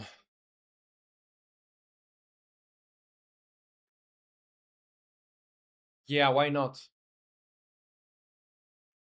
I'm thinking of a reason why not, so I can I can go with full confidence and make it that way, because I don't see anything that could put us back. Mm, no, I think that's even smarter. That's even smarter. So let's do that. So in impacts, oh, well, I have this thing called impact area range. Um, just that's where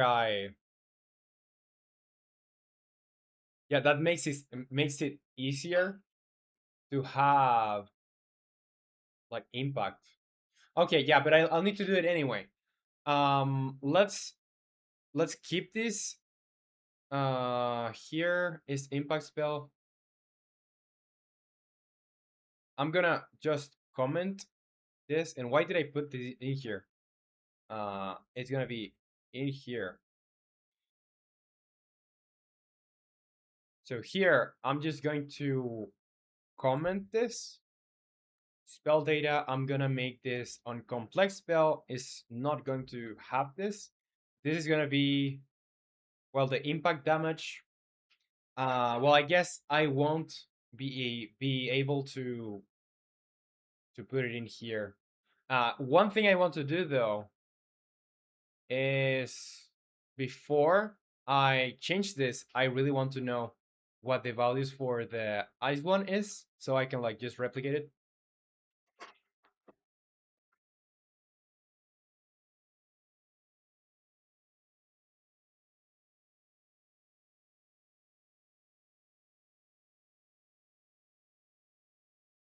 And Miho will say, "Oh yeah, Roman, do you have any idea why the AOE attack can do more than one tick of damage? And does that still happen for V2? I'm not sure. I'm not sure because Um, it does trigger an effect, but it only damages one time. I don't know. And shouldn't they? The AoE can insta kill enemies sometimes unintentionally for sure. I think it's because, well, if you're using it on the fire enemies, yeah, but it's not because it's getting damaged twice. It's just because to fire enemies you do a lot more damage. I think that's it. That's it. Yeah, the freeze one is broken. Yeah, I'm gonna replace it. And yeah, so you just add that radius in a separate complex data argument later. Um,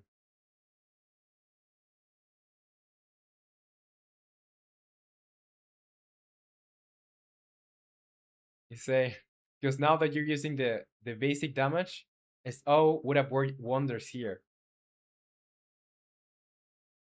And Miho, you say, I can insta-kill normal enemies with even an indirect hit. Let me see that. It's probably not going to work now because I have to change a lot of stuff. I just want to see in here. Let's go into the ice bomb. And to the ice bomb, the range, the impact range is going to be 10. The impact damage is going to be 5. And impact status effect. Okay. So range of 10. We have to remember that, okay? It's a range of 10. Okay. Let's go in here and I'm just going to delete this. Or rather, is impact spell? I'm going to keep this. If it's impact spell,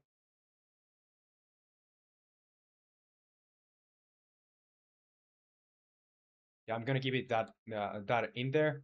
And I will have a public game object. It's going to be impact spell. Then and in here I'm gonna do is impact spell, and if it is impact spell, I'm just gonna do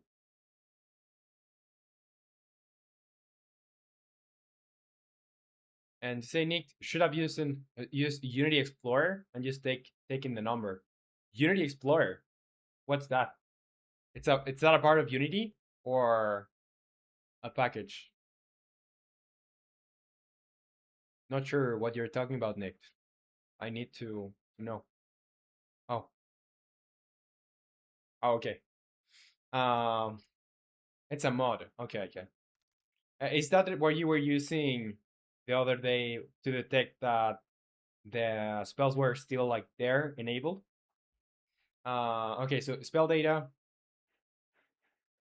If yeah, I don't really want to have this in here. It's just going to be on. Well, should this be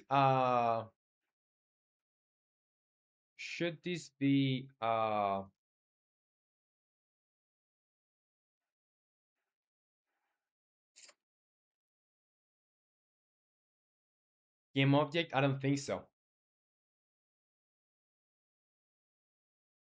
Because in here, what we would actually need is to get the full.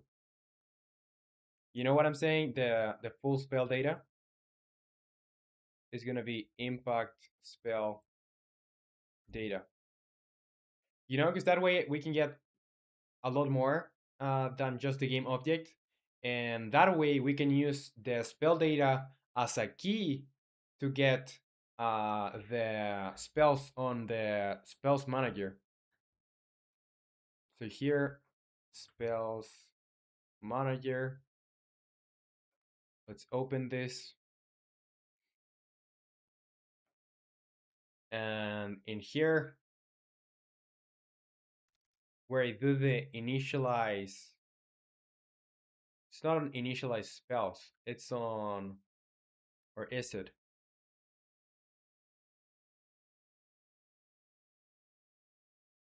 Spell data list.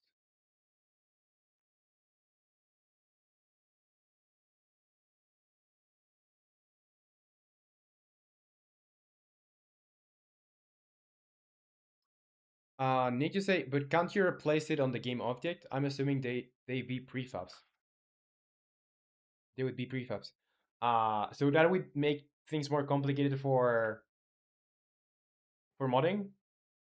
Because the thing is, I want to use the spell data as a key to access the spell game object. You know, because I will have the spell game object inside the spell data. Uh, but there should be a way to access it because I need to use the use spell. So I would need to use or I would need to use a spell ID anyway. Well, I guess I could Depends on how you be retrieving those keys. Okay, so if it's simpler to just make it a game object, I'll make it a game object. It's gonna be impact spell.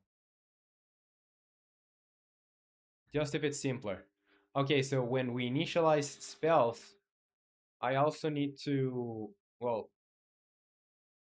let's go to the spells manager. Because I need every single spell data that has, yeah, it shouldn't be a problem. Shouldn't be a problem to have that as a game object. Now,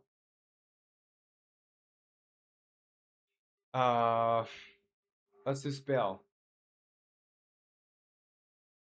If it's impact spell, what I'll do is I'm gonna get the spell data dot impact spell is not null. If it's not null,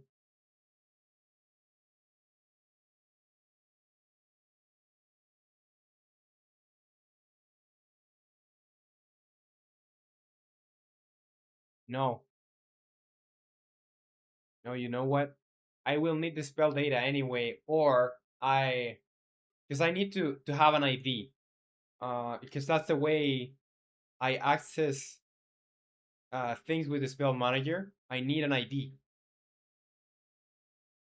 and the ID is defined in the spell data, or I could have here in the spell data, I could have like public int impact spell ID. I could have that. But what would be more useful for modding, Nick? Having just the integer, or having the full spell data, the full thing here. So IDs are used for the spell manager. So when you use a spell, you need to specify which spell you're using to the spell manager, so it can get a spell of that type. Um, let's say it's a magic spell. The magic projectile has an index of or ID of 0. So it's gonna look through the list or the pool of magic projectiles, which all have index 0. Um, and then it's gonna use that one to assign the position, the rotation, and whether if it's a enemy spell or a player spell. And need to say one thing: what happens if, let's say, there are two with the same ID?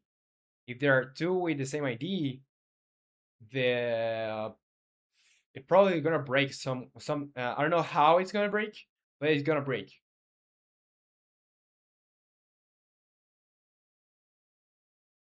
It's gonna be an error. It's gonna throw an error probably. And if it doesn't throw an error, I should make it throw an error. Because those are that's the way yeah, it could be overridden too. That's the way you're accessing a list or the pool. You are going to need it could be a key, it could be a value, but you will need a key to use the polling system. You know?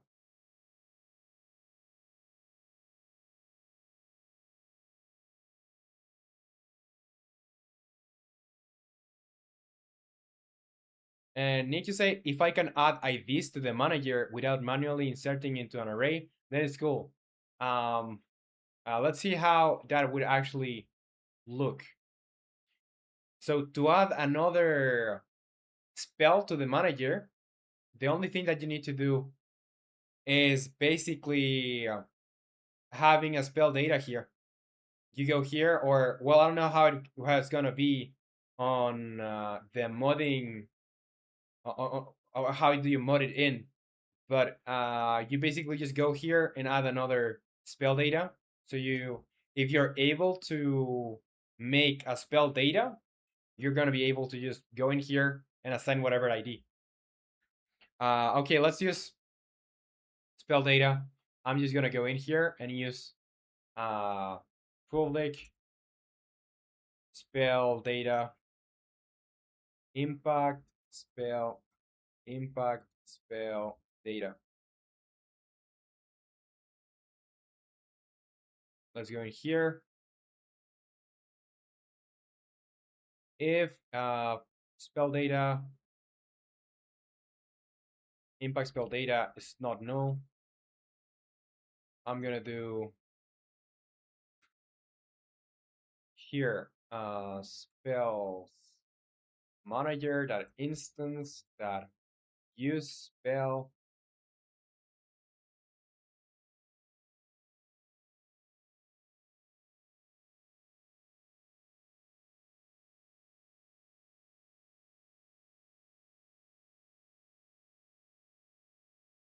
And you say if I can add IDs to the manager without manually inserting into an array, then it's cool. What about a list?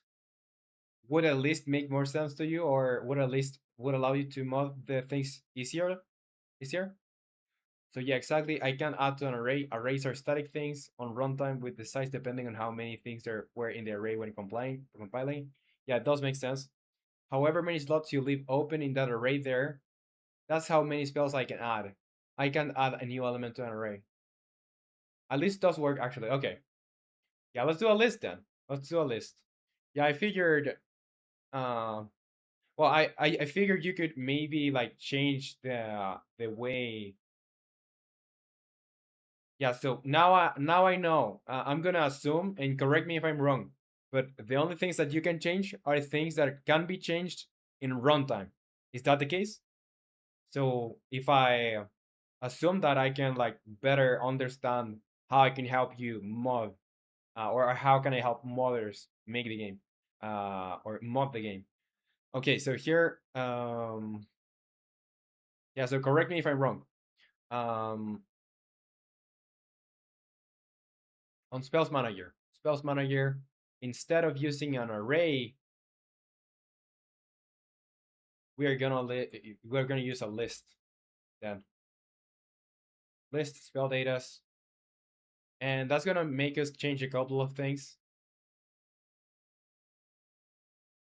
So here, spell datas is gonna be count in here. Where else? That's the only thing. Yeah, that's it. I think very easy to change actually.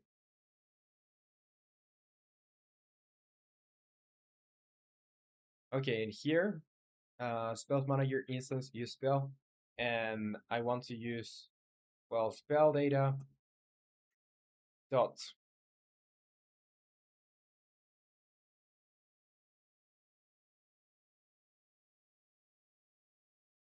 impact spell data dot id spell id. That's the idea I want to use. Uh, Now I need the spell position, so it's gonna be transform that position. I need a quaternion. Yeah, quaternion. That identity. A bool if it's by the enemy or not. So I think this is gonna be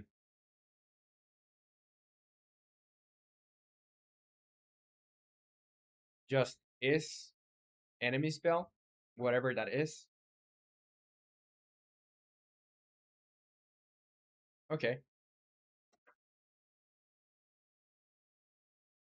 And need to say pretty much. It's more complex, and I'm not an experienced Unity modder, but yeah, I can edit any variable, even if it's private, but I can't add a slot to an array. That's pretty much all. Okay, then this should work for you, and for any modder that decides to mod the game. Okay, so that should be it. Now let's save. Like arrays are just silly. I love me some arrays. It's just that for it's like my go-to when assigning things in here. Just yeah, they are like you don't need to do things at runtime, so things are pre-compiled. That's like a huge bonus if you don't want to mod things. And here spell data, I think should be working. Let's try this. Let's try this and see if nothing broke. Works. Works. And this one. Oh, this doesn't have any sound, which is kind of sad.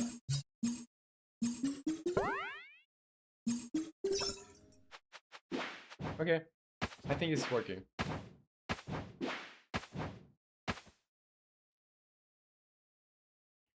Now we can save that, so nothing breaks. Okay, now that we have this thing, let's remake the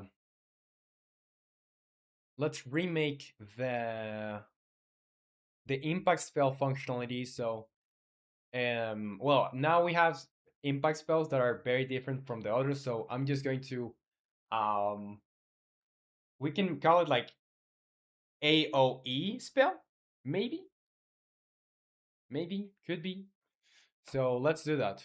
Let's go in well, we are going to need to do this.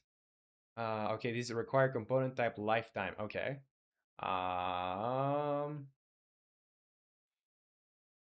Void or naval. I'm gonna make everything protected virtual. So you can override whatever you want. Protected virtual. So I can override anything. Protected virtual.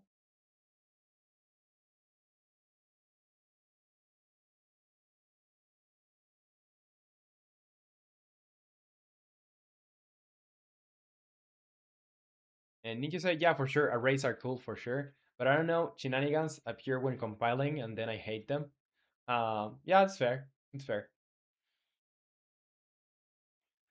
Um, okay, so now I could have another function that happens in there that you can like more easily override, because I think you are still going to mainly use this anyway. So I'm gonna do a function here that's gonna be called well, public void on impact on spell impact, or just spell impact like that. And here use spell particle impact AC stun null.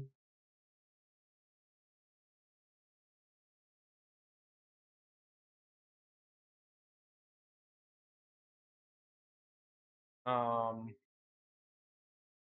yeah, I'm actually gonna name this other. Yeah, just impact spell, or well, how can I call this? Because this is not only going to be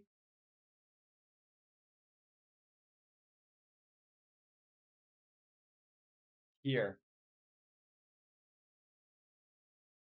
I'm having troubles with the naming, the way I name things today.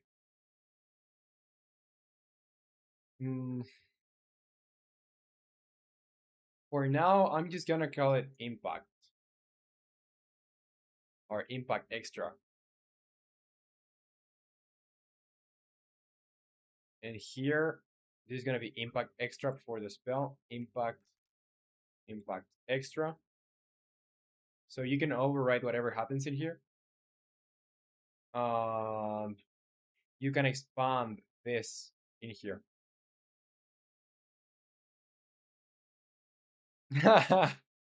And just like change everything to impact spell and just add a number to each. Impact spell 701. Yeah, sure. Yeah, this is for if it's impact spell, I'm gonna do whatever.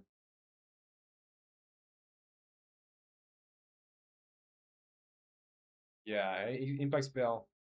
I'm gonna call this impact spell. Okay, now let's do.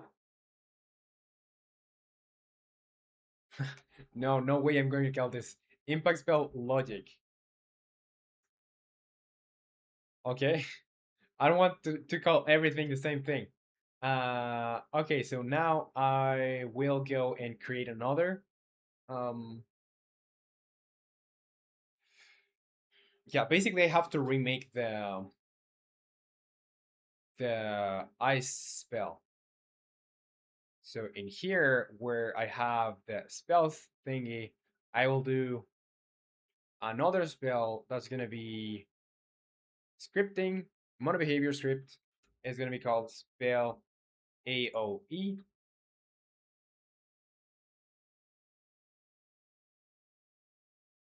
I'm gonna get rid of everything here.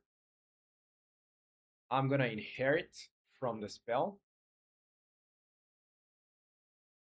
And this should be also, uh, well, this is not gonna be public. This is gonna be protected. Protected virtual void. And this last one is public. I don't really need to change this, but I'm gonna make it virtual anyway. Okay, so for spell AoE, I'm gonna steal from myself this thing here. Mm, okay,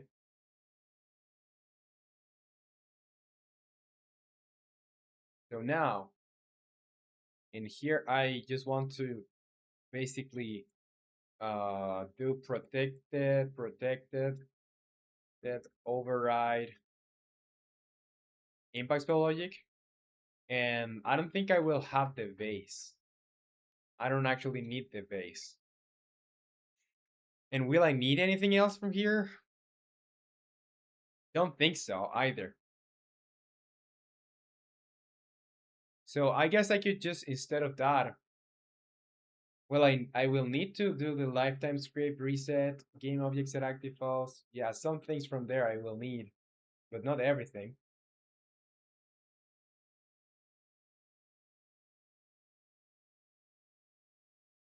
Or will I? Mm,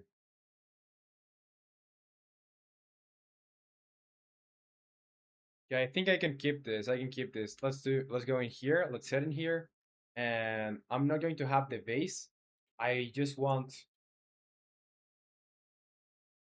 well, actually I do want the base because what if you want to have like a spell that on impact launches another spell, which in turn launches another spell, which in turn launches another spell. What about that? You know? Um, so yeah, let's do that.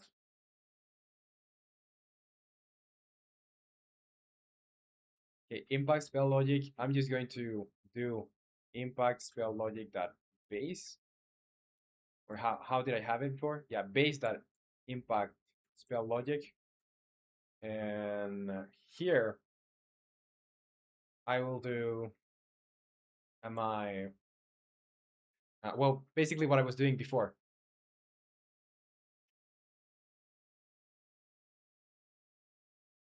Need to say you make one spell that does that on its own. I will have to have some type of limit to like the bounds, you know, so I can let know the spells that follow in which number it is. So after a certain number, it's gonna stop. Like I have to have a countdown in that case. Your house security is good, or is it? Vsauce. I don't know if you saw the video, but there's like an animation of like Vsauce breaking into a house. And me always say I was passively listening, but I hear complex spell, complex spell, complex. Yeah, exactly. That's what exactly what you heard. So let's uncomment this. Okay, it's not impact spell. It's gonna be, well, this is a spell AoE, so I don't need to check if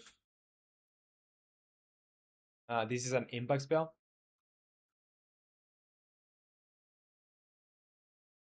So now we have another name for this. Okay, is enemy spell. Oh yeah, I need to go in here, and this things, everything that's private here needs to be protected. Protected. So I can use it on inherited or scripts that inherit from it. Uh, co colliders, physics overlap. Why can't I access spell data? Oh, I need to define it here. So it's going to be serialized field private. It's going to be an int. No, it's going to be a float probably. Impact area range. So we had 10 for, and I'm gonna make the default be 10. And I'll need to do impact area range divided by 2. So that's for the sphere, because for the sphere, it's not asking for the diameter, it's asking for the radius. So I need to divide it by 2. Here I have hell script. I look for hell script. What is? Oh yeah, health script doesn't exist in the current context. I get it. I get it because I need to define here health script then. So it's going to be here health health script like that.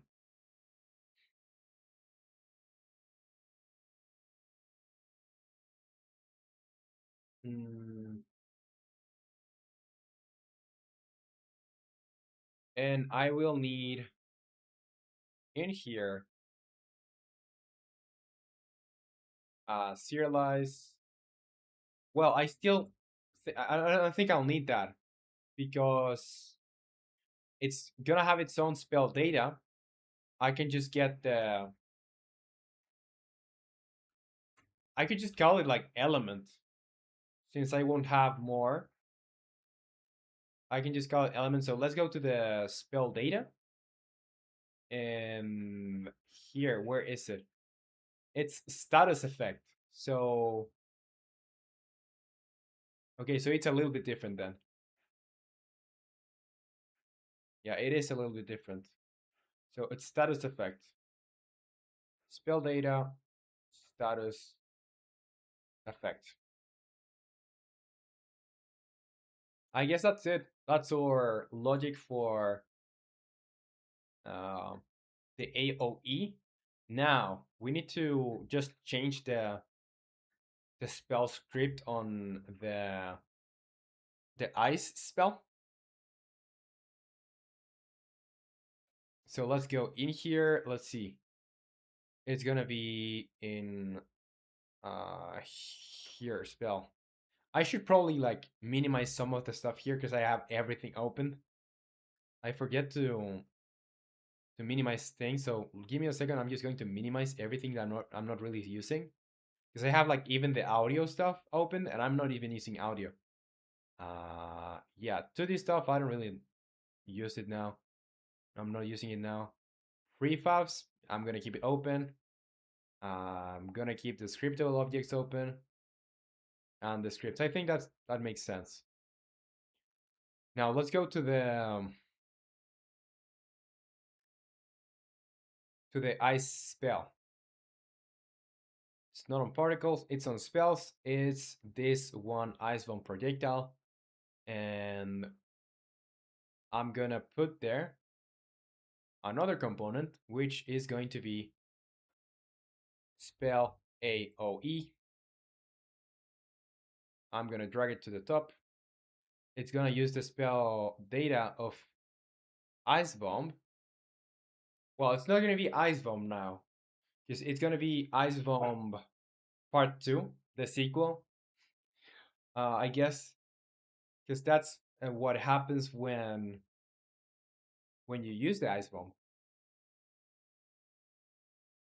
Mm. Yeah, so I'm gonna need to create a. Well, first let's assign the range. The range is 10. Is enemy spell? It's not an enemy spell. Spell data.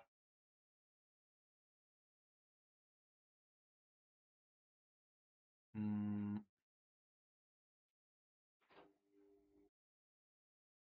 Yeah, I need to create more spell data. So here it's on spell data. I'm gonna have it's gonna be called Ice Bomb, Ice Bomb Impact, and I'm gonna use let's use the same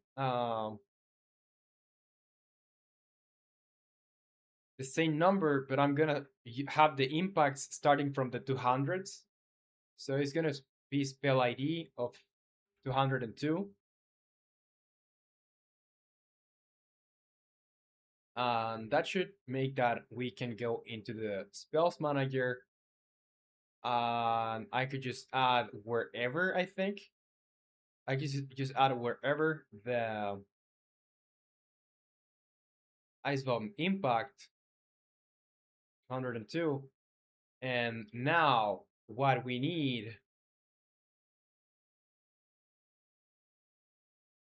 is actually, I just messed up the impact spell.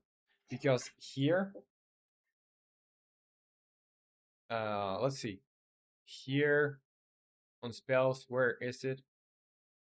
On spells, I'm gonna have another folder for impact spells. So impact spells. And here on Ice Bomb Projectile, I won't do the spell AoE here. It's gonna be remove component. I'm gonna duplicate it, move it to the impact spells, and it's gonna be called Ice Bomb Impact.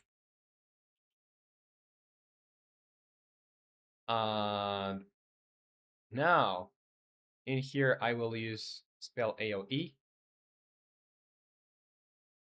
remove components.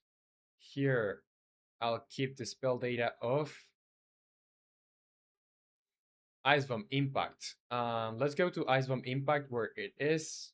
Spells data. I'm gonna have another one for impact spells.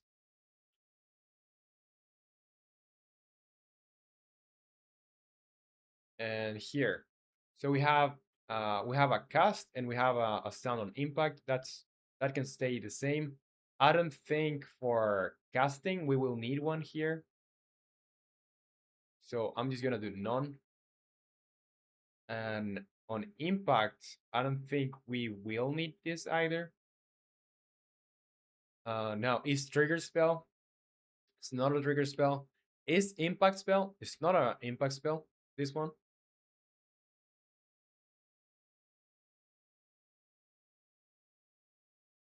Or well, actually, I shouldn't have called that. I can call this impact spell impact. Dude, the naming conventions are gonna kill me. And not in the future, like in months. I'm not talking about months. It's gonna kill me in weeks.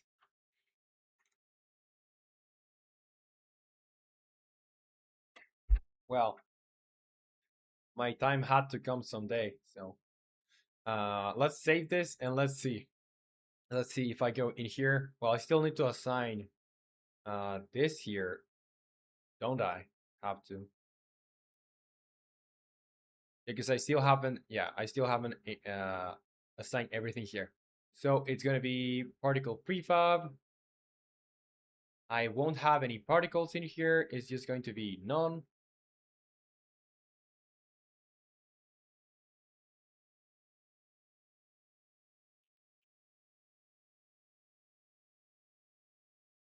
And you say, or you just don't do that. Then you can extend it and make a counter inside it, make it built in.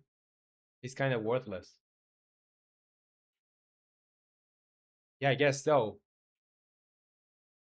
I can just expand it like that.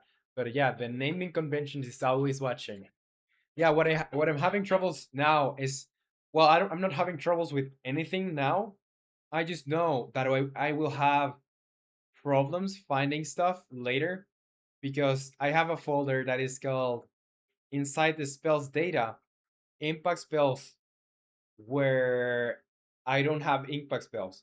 I have impact spells impacts. Impact spells really. Okay, I'm just gonna pretend that I don't have that folder. Impact spell data, let's see.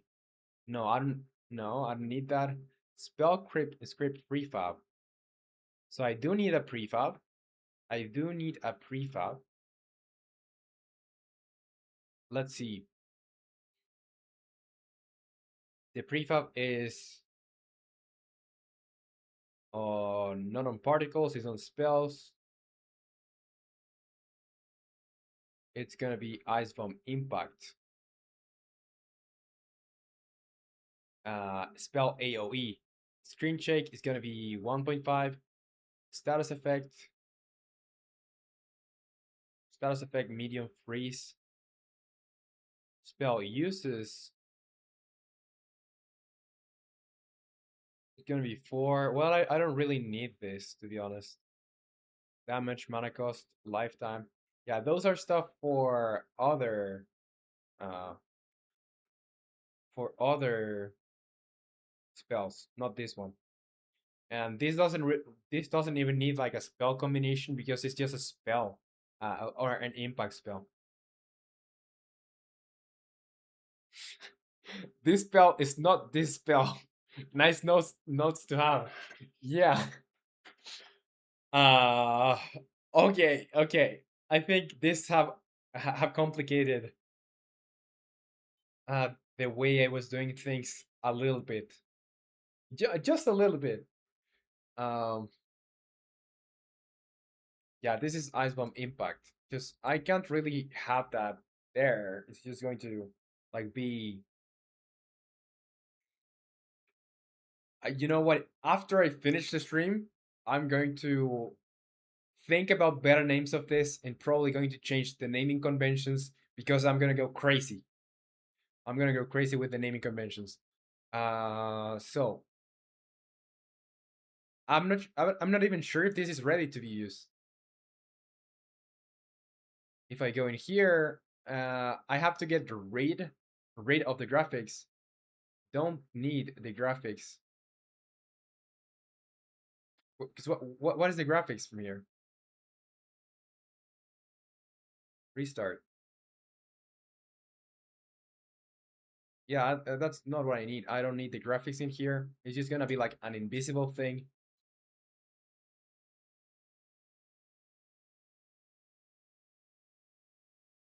I have a sphere collider.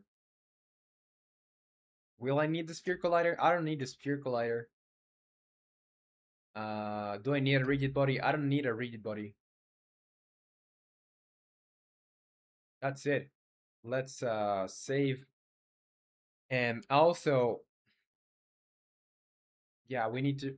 Well, it's obviously I was gonna get like myself into trouble because I need to. It's basically doing a rework of how the spell works in its totality. So I guess yeah. Need to say, am I lucky or unlucky that your folder structure is gone when compiling? Then it's all just one scripts folder. No, no, no, no, no. Don't worry, don't worry.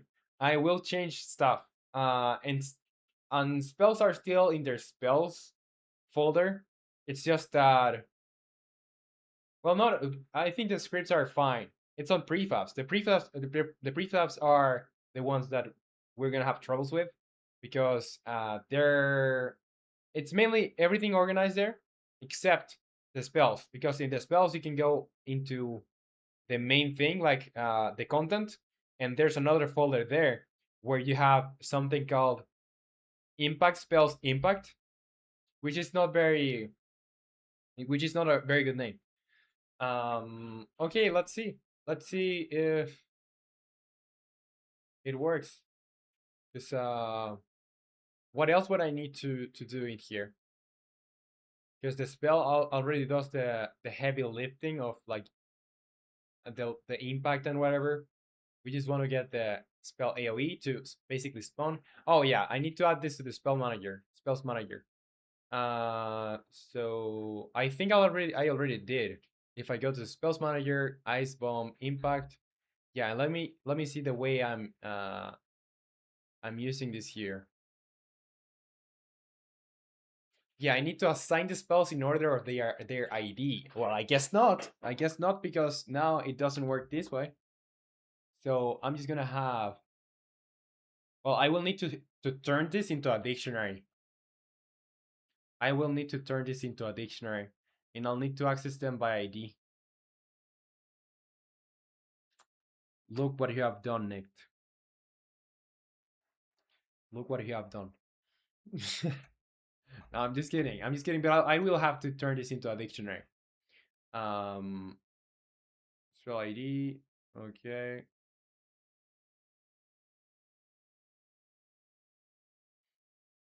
Okay. So it's gonna be private dictionary. It's gonna be spell spells list, or it's gonna be spell list by ID. And this dictionary is gonna receive a key of an int, which is gonna be the ID, and it's gonna return a value of a list of type spell.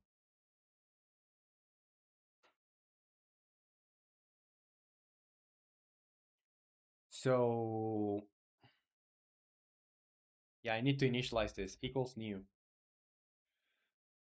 And where am I using this? Well, everywhere. That's the whole thing. Spell ID is less than 0, or spell ID is more than spell list that counts.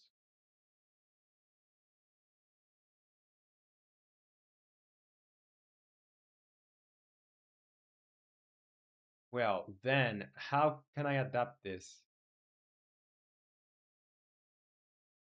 I'm just gonna comment everything in here, and I'm gonna start from scratch. So I will need the spell ID. Uh,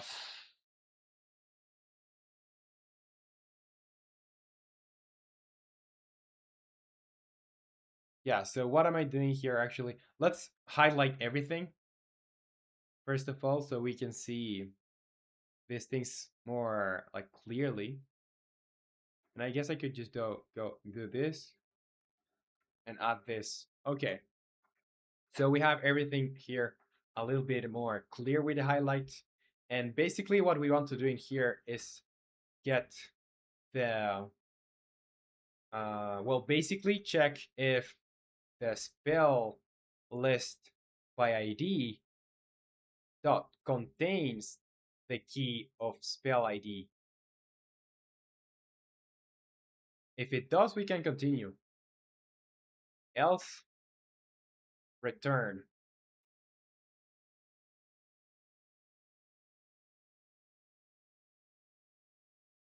Well, we're not going to even need to return because it's gonna the script is gonna end there. Um,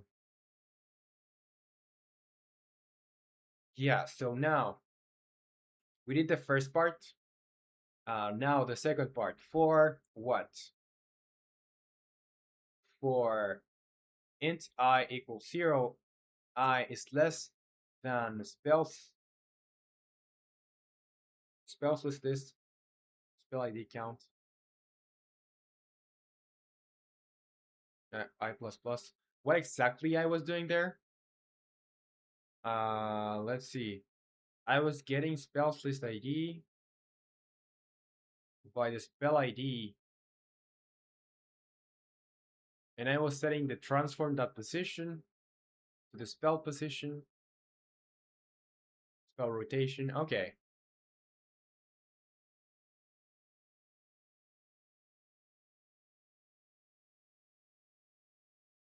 But why do I have that many then?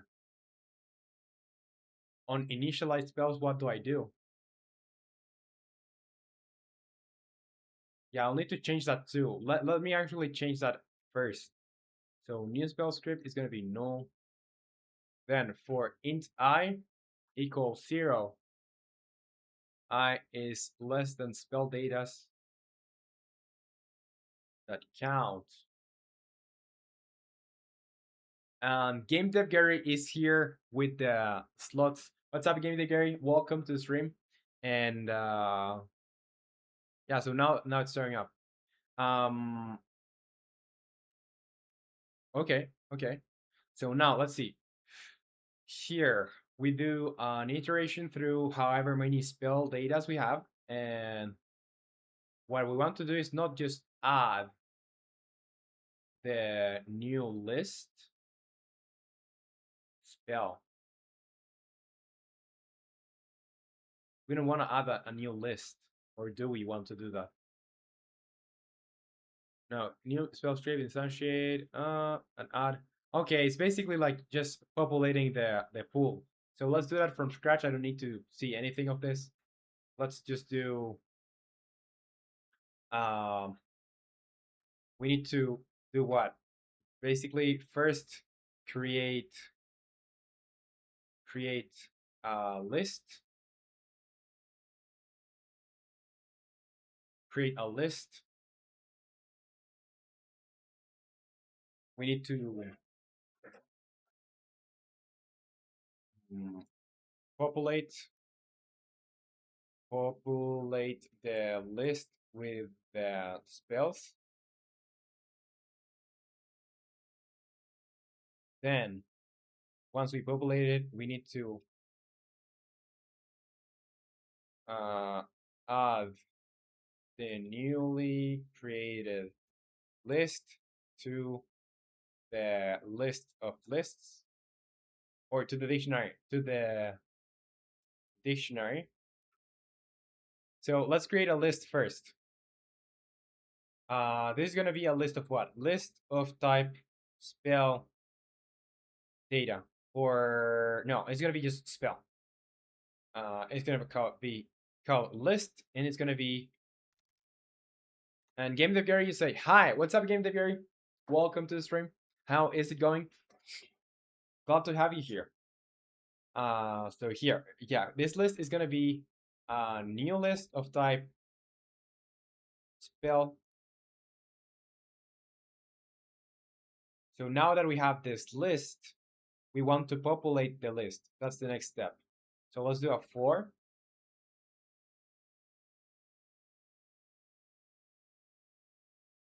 For int I equals 0, I is less than what? How many do we need? I think it's going to be initial pool size. And it's going to be I plus plus. And oh, I need to use E. E in here. E. And E. Oh, jackpot. Congrats for the jackpot.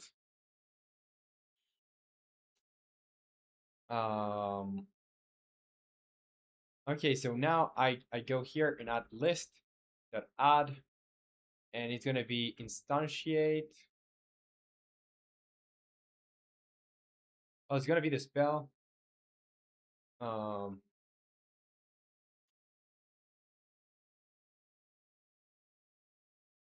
yeah, so it's gonna be like this. It's gonna be, yeah, I do the instantiate here.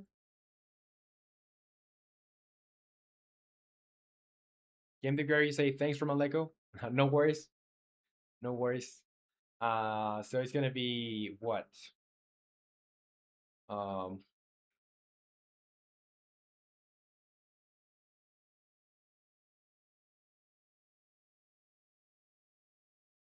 I'm thinking.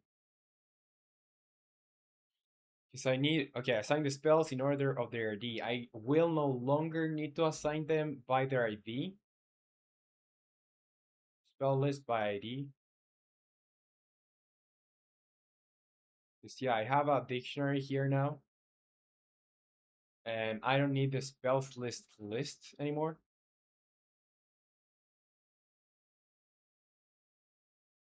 So it's gonna be populating the list with the spells. So I need to get the spell datas is gonna be spell datas dot I. So the current one dot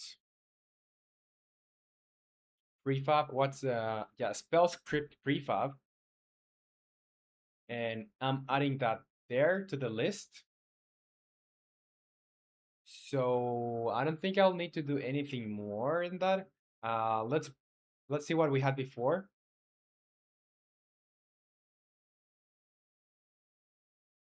New spell, we instantiated it.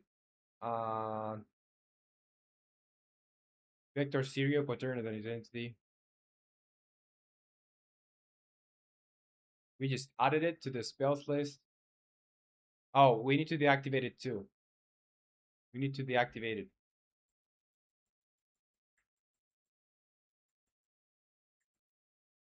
So I guess that's why we were catching it in another variable, another local variable. Oh I can go back. Int I equals 0 or e equals 0. E is less than the initial spell pool size, e plus plus, and in here I'll do well, basically spell data, or no, this is just a spell, and it's gonna be spell equals, and I could have it here just so I do just one spell.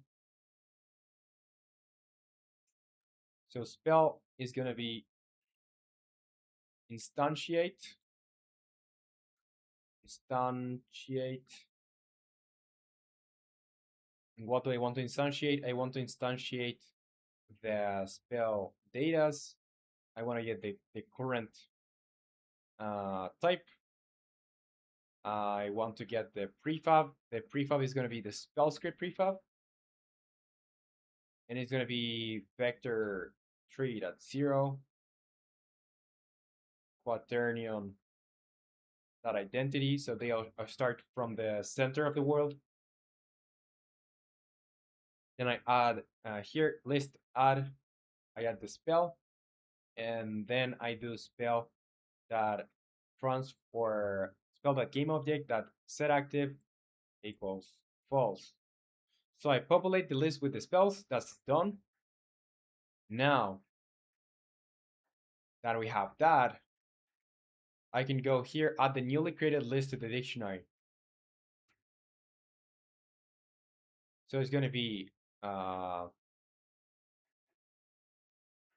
spells list by ID dot add, and I'm going to add the value first. So it's going to be spell datas, the current type dot spell ID. That's going to be the key, and the value is going to be the current list.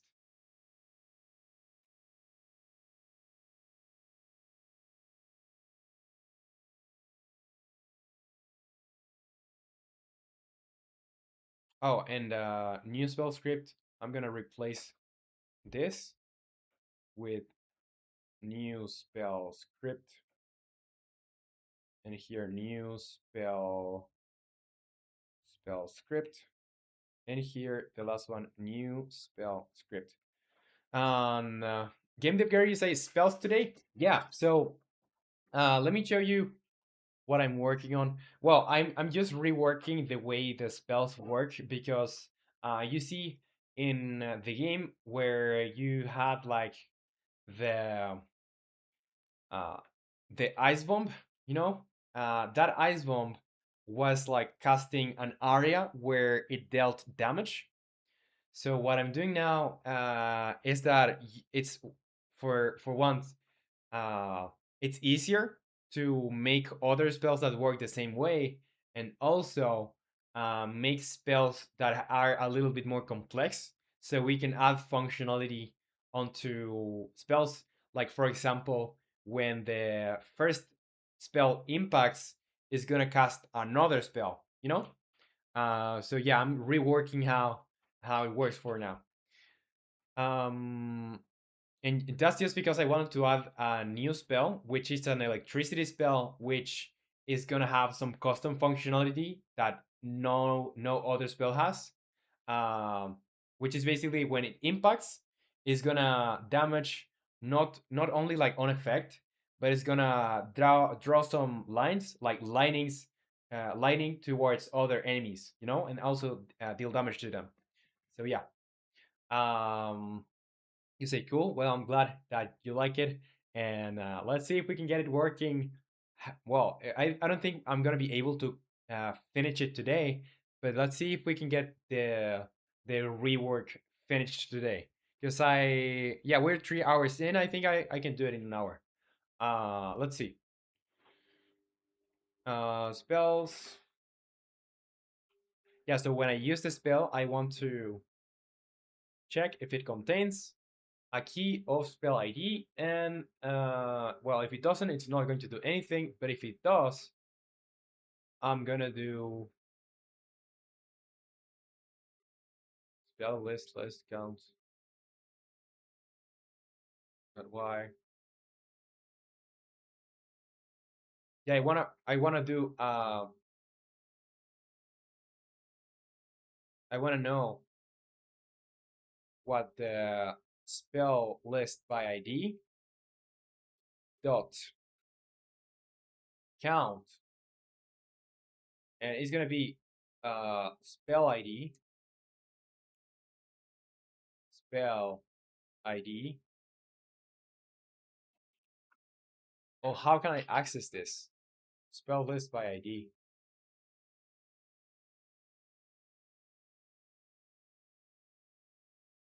Yeah, that counts. I plus plus. So for every single spell that I have on that list, what do I want to do?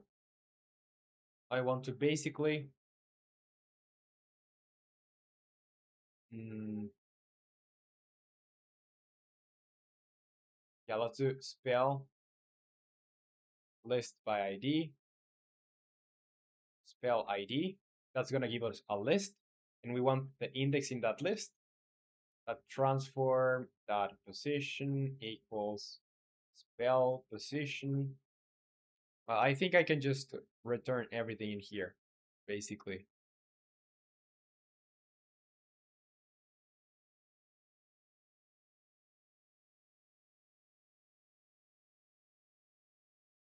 Yeah, so I'm gonna delete these parts here.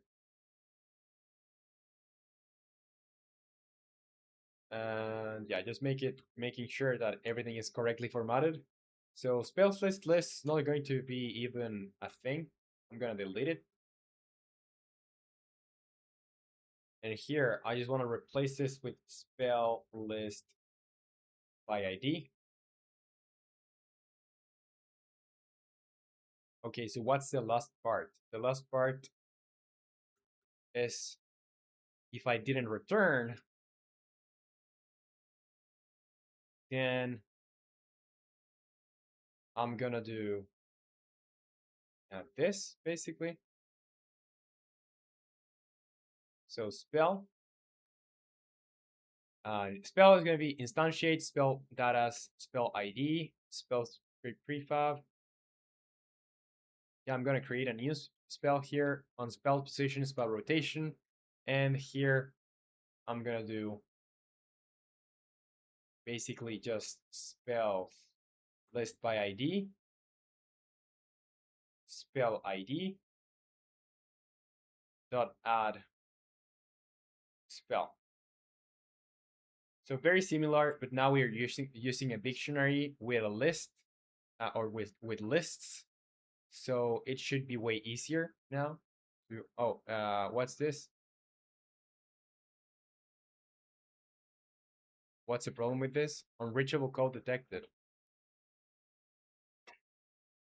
Why? Be a problem.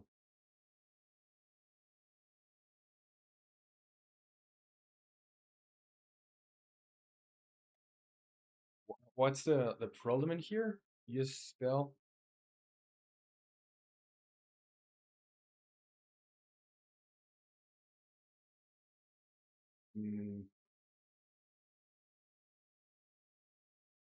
I'm gonna just not highlight this anymore.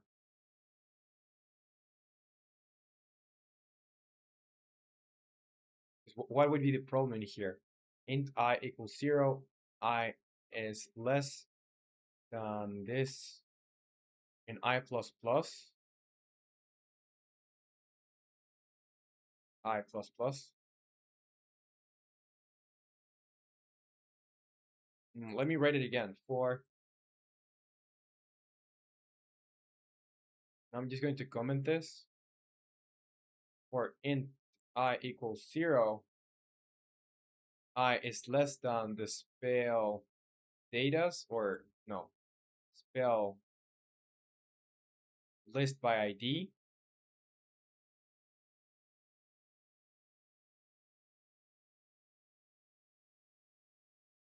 Spell ID that count. So this is gonna give me a list. I want the how many things are in that list. I plus plus, and that's throwing me, yeah, X here. Yeah, the same thing. I don't know why. Quick fix, suppressor configure,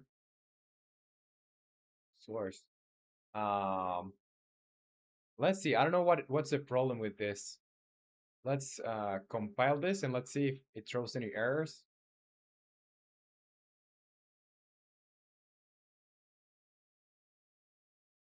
Because I don't think it should.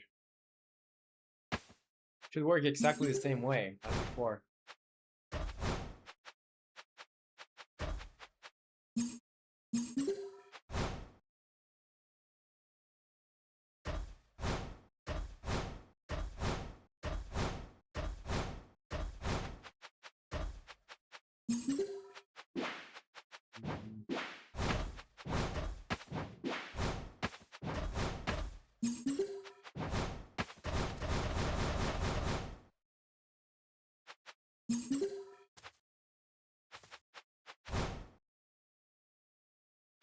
Okay, I think I also forgot to make sure that this was.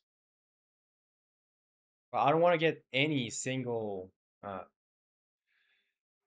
like I don't want to get the same spell. So I have to check first that if the spell list by ID, spell ID, I, game object, active self equals false,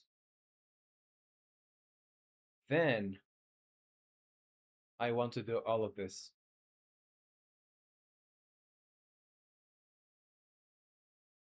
You know?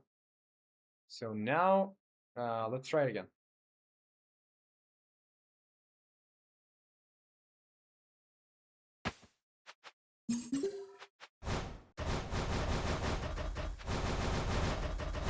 Yeah, now it works. What about the fireball? Good. Now the ice bomb. The chain lighting, which is the new spell. Doesn't have any audio, so that's not a problem. And the healing spell. The mana regen spell. So everything is working correctly. Now I want to see if the ice bomb works. That does work. It's just that the other part of it doesn't. The area doesn't work. The main projectile does, it's just that the other area doesn't. And I don't see any errors popping up.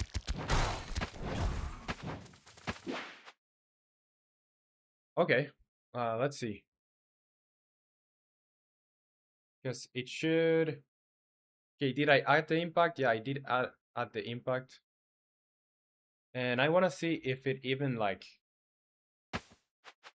appeared. So here I should search for ice bomb impact.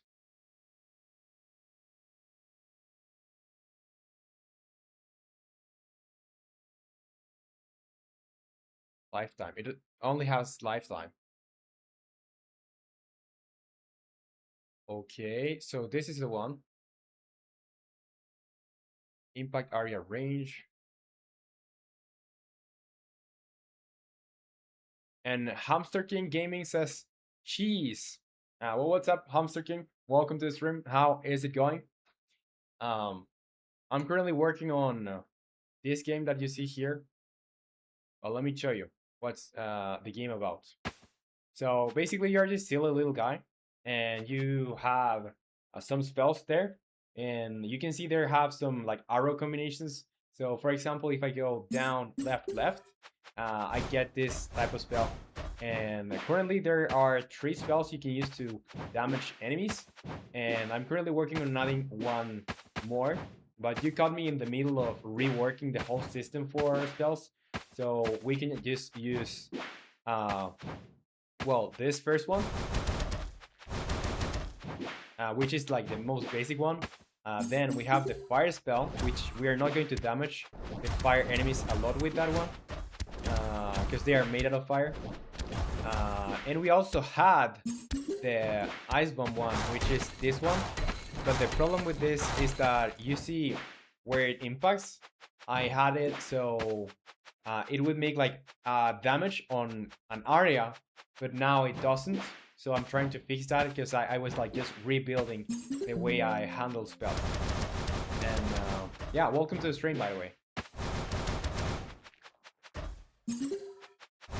Okay, let's see if now let's go there again to this spell AoE, to the area of effect spell. And why is this open?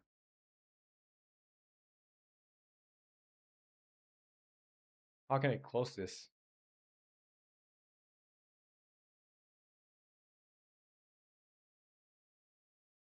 In source, fix all, suppress. Okay. Yeah, so the thing is, on spell AoE, maybe that the problem is there. Physics.overlap, sphere.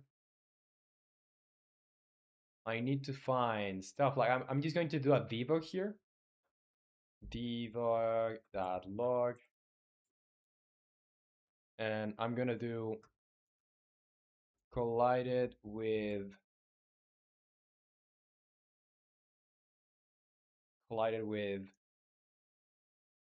cols that length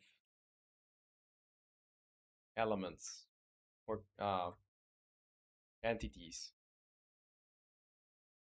So collided with how many entities? I'm just gonna put it in there so I can just check if it's working.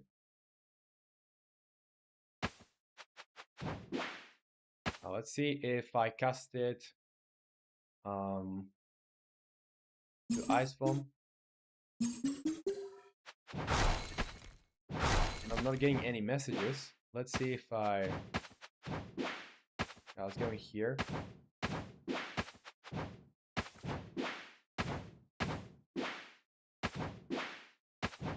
Maybe I forgot to assign something somewhere.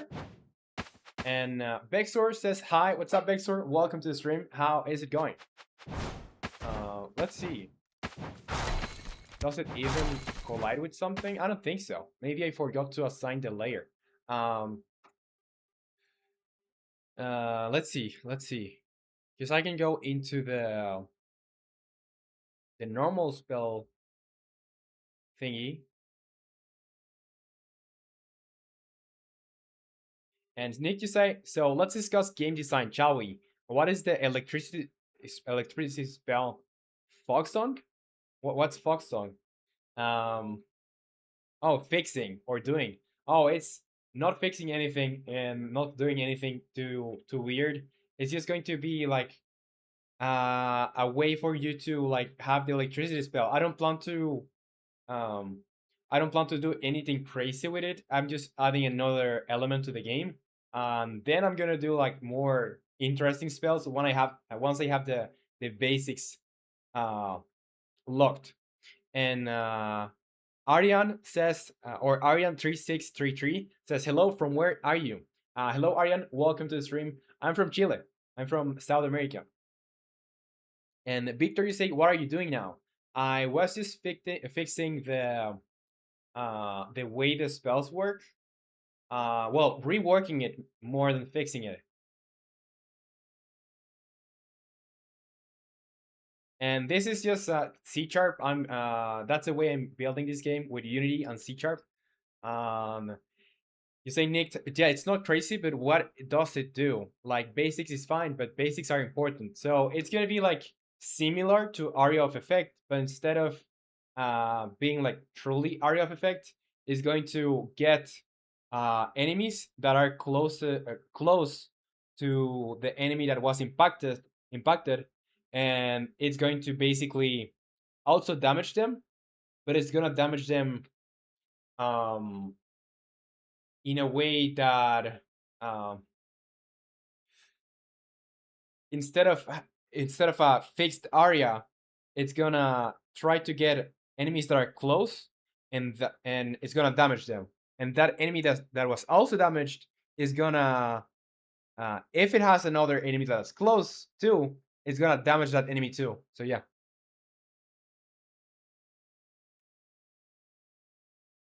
And Arya, you say, hi, bro. I was thinking you were teaching some subject. I'm not really like teaching, but I am explaining what I'm doing here. And Victor, you say this looks so complicated. Well, it's not that complicated, really. It's a lot to read, and for sure it can look daunting if you haven't coded before. But it's nothing crazy. I promise you. I promise you. Um, well, if you're interested in like game development or programming um, stuff, I would recommend you start with like the basics. Or for example, I started with Game Maker, which is a program that allows you to make games with a very or with a very simple language. Yeah, there you learn the basics and you can move on to something a little bit more complex. And Aryan, you say, bro, you look like a teacher. I don't know how teachers look, but okay. Nick, you say, is it a way to deal with a large group of enemies? Is it for high health stragglers? Yeah, it's like for a large group of enemies. Like you're not going to deal that much damage. Like you're going to probably deal less damage than the ice spell, but you are going to cover a larger like area depending on how many enemies are close to you. Yeah, it's gonna be very similar to the AOE, but it will work in a slightly different way. I just wanted to add like something with electricity and mainly have it visually looking different. So we just have like four elements. I'm just introducing a new element. That's why I wanted to have that new spell. And well, after that, I will really need to think about having like interesting spells that like each on their own are tackling uh, tackling a specific problem for combat. So it's intentionally blunt as hell. Um, yeah, yeah, it doesn't need to be anything different than the ice spell. It's just going to look visually different and work out just a little bit different. And Arian, you say, bro, which is your favorite game? If I had to pick one, well, I'm a big fan of anything from software. So the Souls games. I think. Well, I played. I wouldn't say I have a favorite game, okay? But the ones that I remember or I could say are pretty good are the Souls likes. So Dark Souls, I play Dark Souls 1, 2, and 3, and Elden Ring. I would say Elden Ring is the best for me. And Victor, you say Minecraft or Fortnite? I don't really like Fortnite at all. I prefer Minecraft, 100%.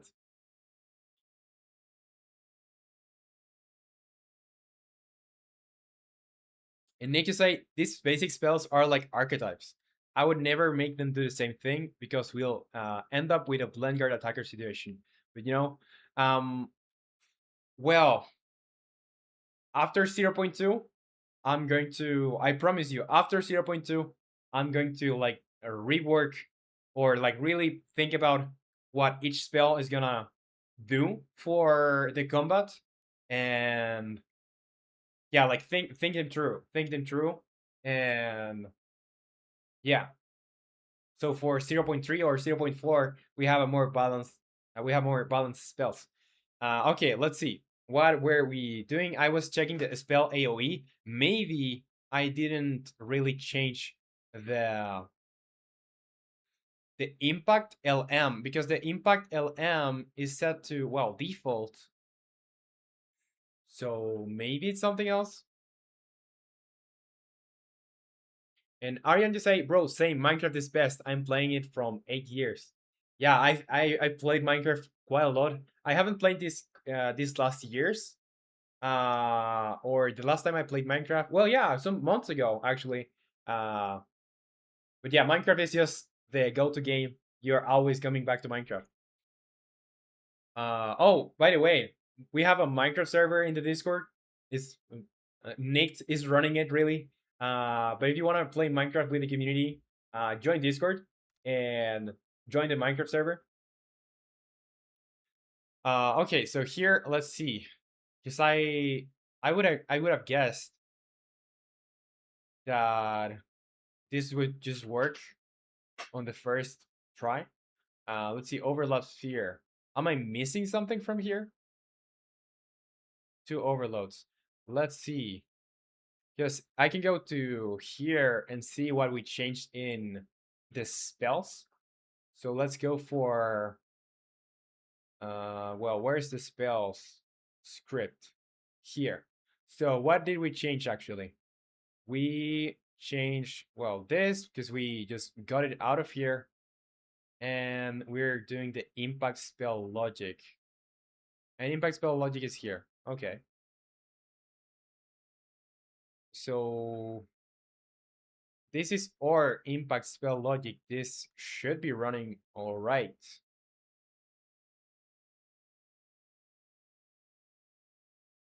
And Nick say, make sure that you get feedback for that then, because I tell you, I won't let Wizard Game get to those to the state Blendguard is in. They won't see anything wrong because there is nothing there. Yeah.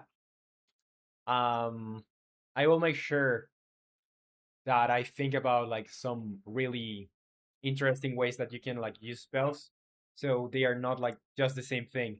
And these are like just the projectile spells. Maybe I will have some more probably. And yeah, yeah. Okay, so health script. I'm just still filtering through. I'm not detecting anything to be honest. And what are the overloads that I have here for physics that overlaps here? I have layer mask, so I can put impact layer mask. I could do that. Let's see. Oh, Aryan, you say, bro, I have a question. From where are you reading the other comments? I see only I'm seeing the live. So probably you're on the vertical stream. I have two streams running, and yeah, if you go to my channel and yeah, you should see the normal stream, the horizontal stream, which has the best layout. And also, when you speak in the horizontal stream, you will get your own avatar that will show up there. So I would suggest you go to the horizontal one instead of the vertical one, because yeah, you're on the vertical one. If you're like seeing it on shorts, you're on the vertical stream. Okay, so here, let's see if I get the ice bomb.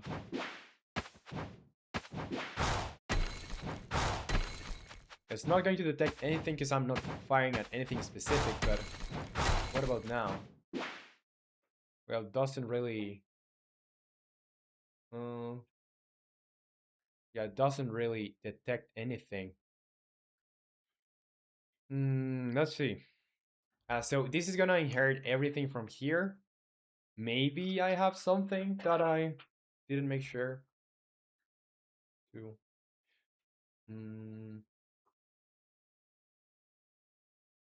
Okay, so is there any returning here? Is this even running? I should check that. Is this even running? Let's do debug.log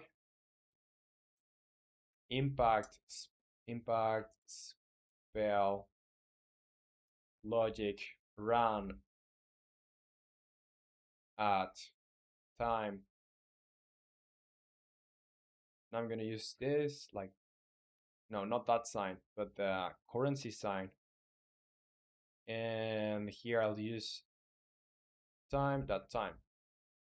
Let's save and let's see if I at least I'm running this. And Aryan, you say, okay, I'm good. You can see only my comment now. Well, you're the only one in you're the only one in the vertical stream. You're the only one in the vertical stream, I think. Or let me check. Yeah, you're the only one in the vertical stream because I can show you.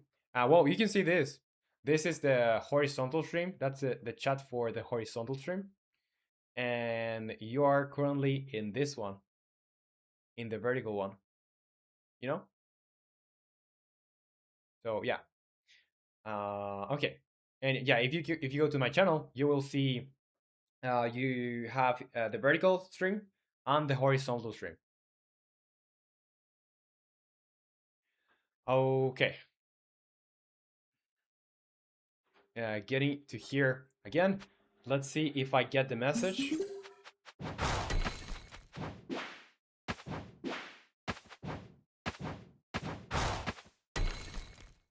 Yeah, it didn't really got called. So I'm wondering if it's even like being instantiated. Because that could be another um that could explain why it's not working. Maybe it's not getting instantiated. And Victor, you say, what kinds of games was this inspired by? Well, the main inspiration for this game was Helldivers, specifically the way you select the spells. It was like stolen from Helldivers. Um, so yeah, that, and also, well, not a lot more inspirations, to be honest. Maybe a mix of like not one that I can like tell you specifically from this game, but maybe from all the plays that from all the games that I made. Probably all my games are gonna be inspired by the games that I played. But yeah, I couldn't like pinpoint which one exactly. And Aryan, say, bro, I'm here now. Yeah, so yeah, you see in the stream, you popped up your you have an avatar there with a blue cape. Oh, and Nick, yeah, you say would recommend. Yeah, if you want to have like a introduction to like what the game is and how it started, Nick sent a video there where like you can watch the devlog. Okay, so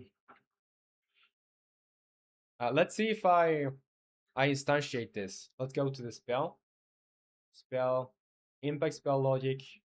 Is this running now? Let's do a debug.log impact spell logic.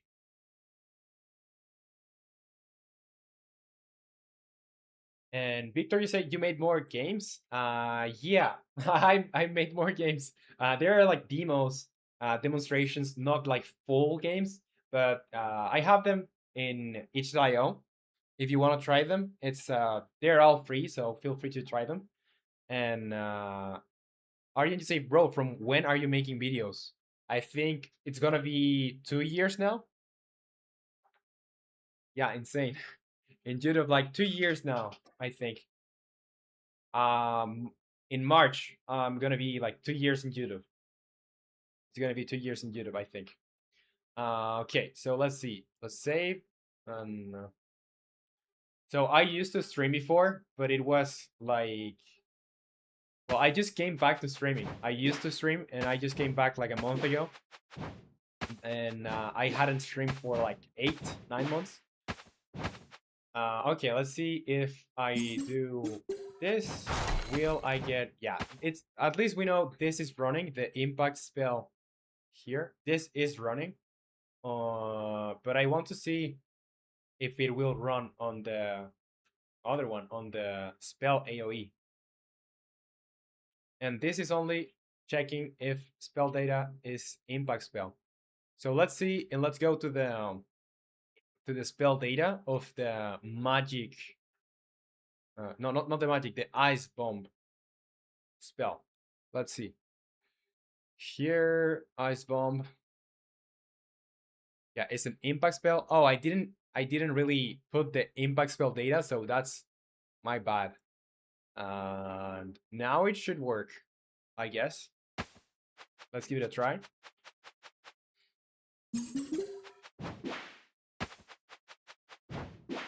It's a matter of assigning stuff, I guess. No, still doesn't work. Still doesn't work. And Aryan, you say, bro, I have to go now. See you in next stream. Bye. Okay, was a pleasure to have you. Wait, let me pause this. Was a pleasure to have you here, and I'll see you next time. Bye bye. Take care. It's gonna be tomorrow. Tomorrow I start every single day at the same time. So it's you can see the time where I start in the banner of the channel. So you can convert to your time zone. Okay, so let's see if now at least it's starting. Spell AoE, impact spell AoE. Okay, spell. I'm gonna do spells manager instance, use spell.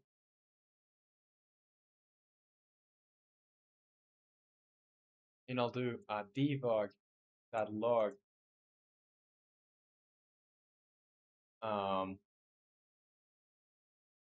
impact spell logic.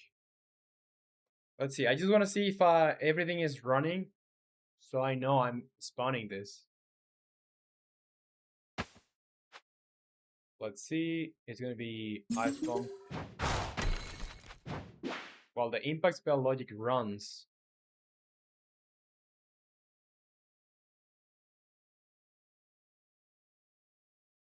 And here, okay, so now we know everything in here runs. I just want to make sure that on the spell AoE, like it's basically getting instantiated. So I'm gonna do here. Oh,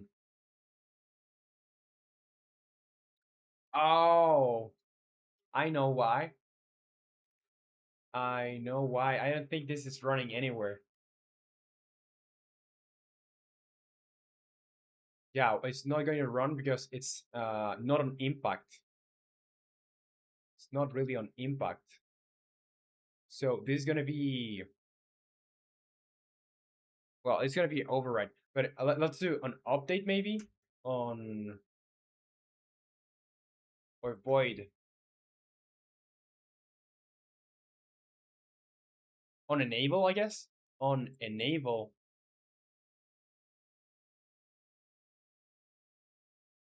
I'm gonna do impact spell logic. So on enable here, because I wasn't calling this impact spell logic anywhere, since I just like uh enabled the spell. So it's gonna be override void on enable. It's gonna be protected. Override void on enable. And what happens on enable? Because I think I have something happening on enable too. Yeah, so I should probably keep that here. Let's keep the base that on enable and let's do our impact spell logic in there.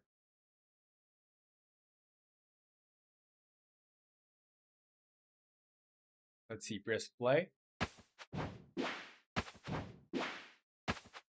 And let's check if the ice bomb is working.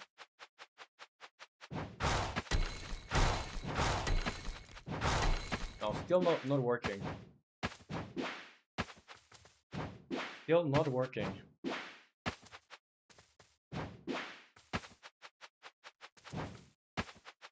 And need to say I lost one of my earbud thingies. Oh, you lost a piece, or did you like lose one of those pillows? What did you lose?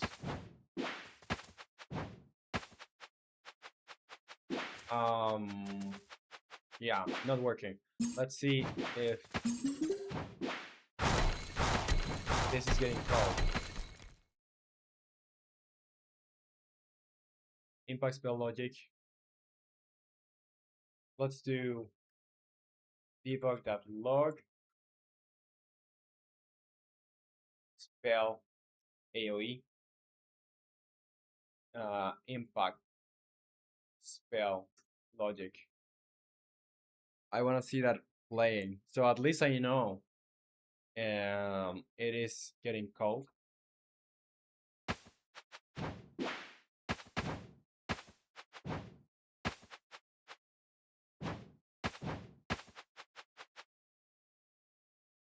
Yeah, I'm gonna clear this Rhythm, Ice Bomb. Yeah, it does get cold. And need to say the entire half of the product, one of the earphones themselves. I don't actually know the difference between headphones, earphones, and buds.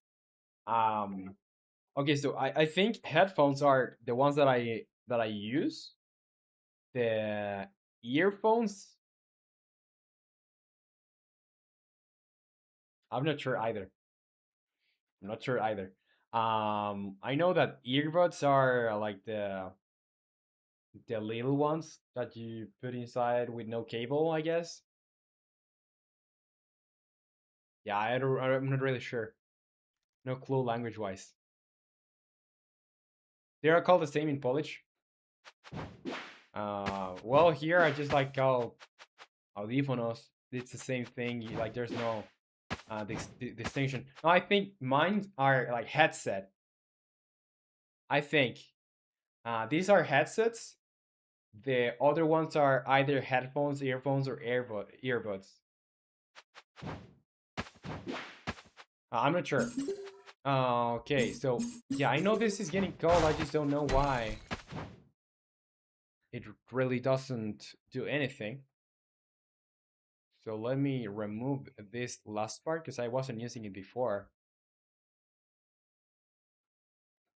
So could the basic impact spell logic interfere with this?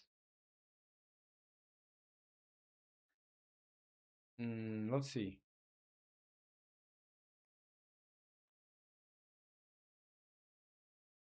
Let's see. Impact spell logic. No, I don't think so. I think well, let's go there. Yeah, because that's just for if I have another impact spell inside it, I use it, but no. Okay, so this shouldn't be uh, getting in the way.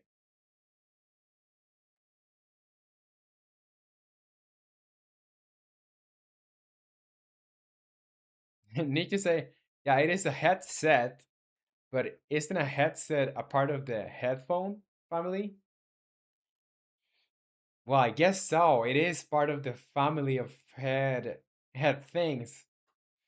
Yeah, it's very weird, very confusing to be honest. Um okay, so now that we know this is called, I want to know if well, yeah, that's called. So it is getting spawned. So let me go to the impact, the ice bomb impact, and do I have okay, yeah, I have the ice bomb impact spell AOE, medium freeze. Okay,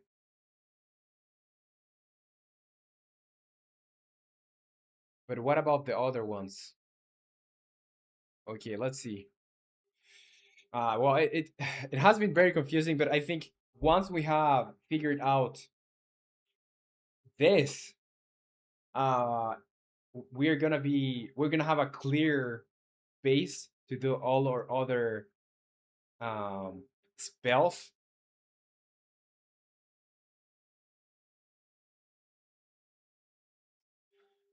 Okay, so in here, collider's length.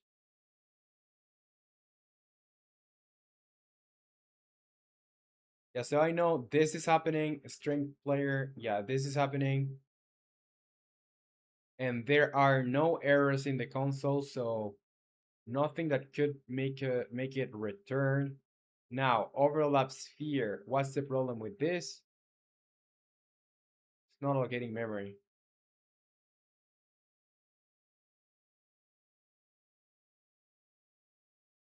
Overlap sphere non-alloc.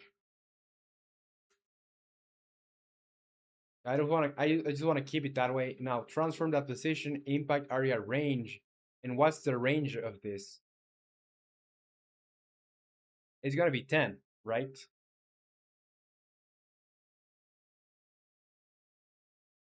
I'm gonna do a debug.log anyway. Debug.log impact area range,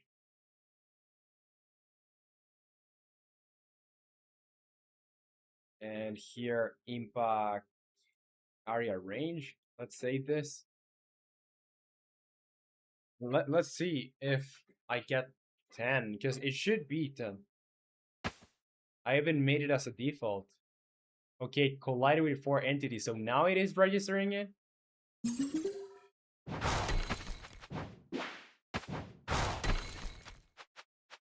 Collided with six entities, okay.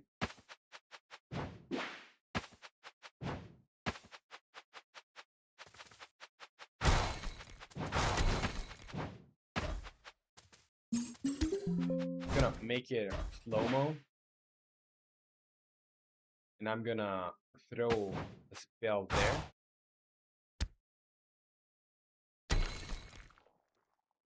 I think now it is working. I don't know what I did, to be honest. I think now it's working.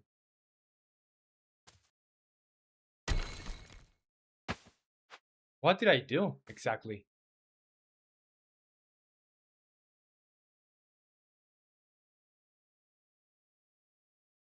And Nick say, how do you imagine the person slash entity that gives you missions in Souls Collector?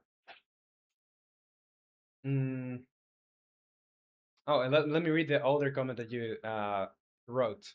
I was thinking recently about Souls Collector 3. I opened the project and made a bullet scriptable object and fully set it up.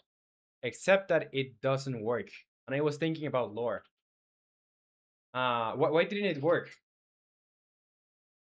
Do you know why it didn't work? Or because I guess if you like do the full setup, it should. Because you had the other bullets working too, right? Um, right? And yeah, so the person that gives you missions in Souls Collector, well, it is heavily inspired by Deadbolt, and in Deadbolt there is like a lump guy that gives you missions. And need to say Claude broke its inputs, and I just don't feel like reverse engineering what it had written yet, rewritten yet. Okay, okay. Um, well, yeah, that's what happens in Deadbolt, but in this one,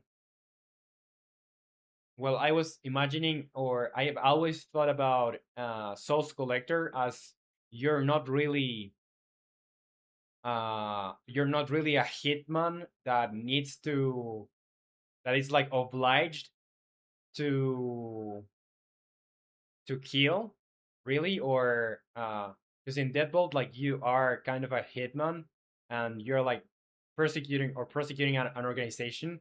But what I imagine for Souls Collector is like you're like your own independent hitman, and you're not like trying to destroy or bring down an organization of drug trafficking, but just a regular hitman, and you just happen uh, to have to kill like a really high um or like a really important person. So that's why you're going there and like beating the levels. And Jet Dev says, is VS Code better for Unity than VS Code? So that's the isn't that the same VS Code and VS Code? I guess you say Visual Studio Community and Visual Studio Code. Is that what you're talking about? And you say I have been using VS Code my entire time, but seeing you use VS Code looks better. Well, yeah, I mean that. Yeah. Yeah, I got you. So I think this is my experience with Virtual Studio or with Visual Studio Community. It is easier to set up, so if you don't want to deal with setting up Visual Studio Code, just go with Visual Studio Community. It is uglier. The only reason that I go to Visual Studio Code is because you can customize it, and not only changing the colors, but also adding extensions is very easy. So I would prefer all the times Visual Studio Code, except when you, for example, I didn't have my PC for like a month, and I was using another computer. I didn't really install Visual Studio Code there. I installed Visual Studio Community there because I was using it for a short time, and the setup of that with Unity is simpler. Now, if you're using it indefinitely, I would go with VS Code. So yeah, that's my answer, and I hope it helps. Well, you could try it too. You could try it. It's a little bit of a hassle to set it up the first time, but you will learn, and it's gonna be prettier. It's gonna be cooler. And since you're gonna be staring at the IDE for a long period of time, probably it is worth it.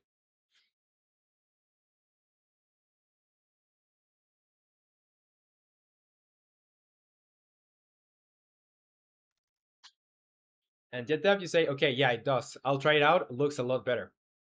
Okay. Well, if you're around here, tell me how it goes, and tell me how you like it. And need to say, shame that there is no important person or anything like that in game. Actually, then, yeah, that's valid though. I was thinking of some higher being that tasks you with collecting souls for them. Well, Souls Collector 3 doesn't need to be like entirely related to Souls Collector, so you go ahead and do that. And so that's why in SE3 I made it so you actually get granted powers from it, so to speak, so you can change soul into weapons. Well, makes sense. Makes sense. It does for a better world, so why not? And just that you say, yeah, I usually just watch not much of a chatter. It's okay, completely okay. I appreciate it though, really appreciate it. Okay, let's see. Now it's working. I just don't know why it worked. Because if I put this comment back, and like basically I comment this is exactly the same functionality, and it wasn't working like a second ago. So let me try and see if it works again. And probably if it doesn't work now, it's because of a Unity problem and not mine. Because what I just did is just commented a comment, so it shouldn't have any impact on the logic of the game.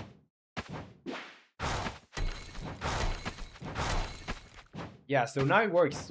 Now it does work.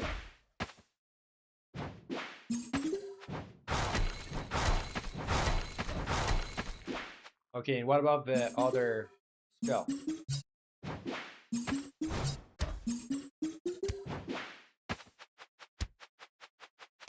It works. Yeah, we still need to expand the functionality, but it's all right. Now that we know it works, we can like make a commit on GitHub. And Nick, you say I thought of the name Soul Blending, and for how much I don't like it because it sounds basic. It fits so well for the power. Um, yeah, I don't think it's bad. I don't think it's a bad name. Okay, so here on on Notion we didn't actually do like anything related to our tasks, but we did expanded the we reworked the way things work. So I think at this point we're good to add a commit. So we have like our checkpoint to follow, uh, to like basically move from there. Okay, so what did we actually added? It's rework the way spells, or rework the spell data. Mm, spells data.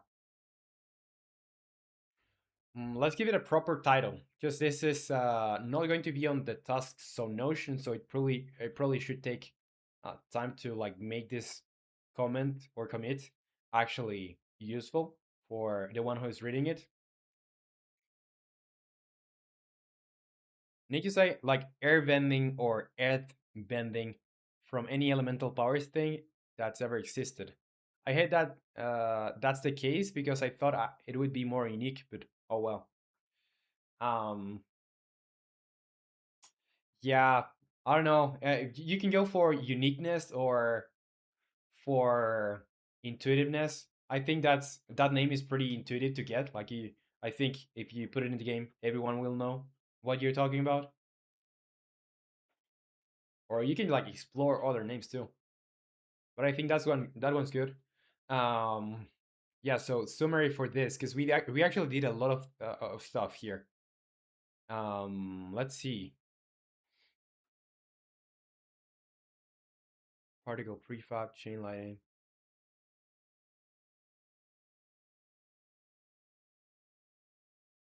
Mm, reworked basic spell script. So what is this really? This is basically making um, the basic spell script holds holds or now will cast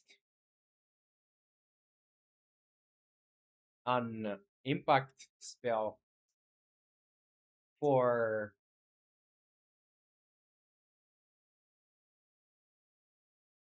impact spell. Well, and I'm gonna put in parentheses in the case that the spell is impact spell equals true.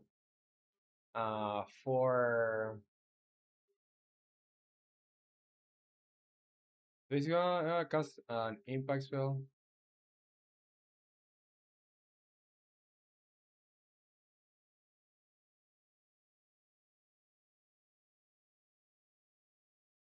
cast another spell.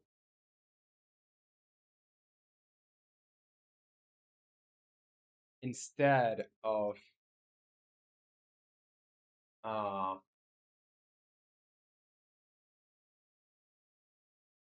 doing damage on radius on an area on impact, that allows it. That allows for more complex behaviors with combined spells. Plus, I'm gonna put it here extra the the new lightning spell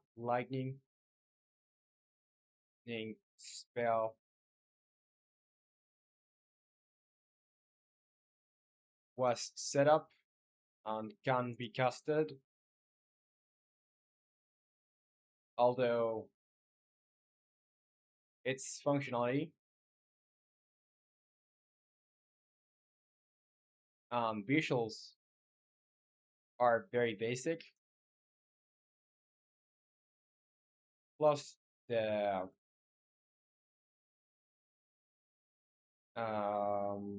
ice bomb was remade with the changes to the impact spells. I think that's a great description for what we just did. So I'm just going to commit 21 files to main and push to origin. So we have our checkpoint here. And it's actually very close to 4 hours. So I don't think I'm gonna tackle another task. Um or like I'm not going to finish another task because we still need to do a lot of chain lining or on the chain lining. So what I'll do is after and let me give me a second, I'm gonna read you. After off stream, I will figure out if I will do something that's not a blunt spell for the chain lining or if I will do something that makes sense. Talking about like game design in a game design perspective. I'll probably do something blunt first and then like do an overhaul of every single spell. That's probably gonna be it. But yeah, I think I'm gonna leave it here. Tomorrow we will continue with that spell. And we are gonna continue with something animation related probably.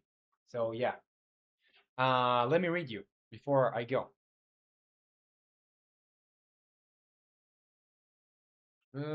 And Nick to say I won't call it like that directly. Maybe something mentioning bending soul to your will or whatever.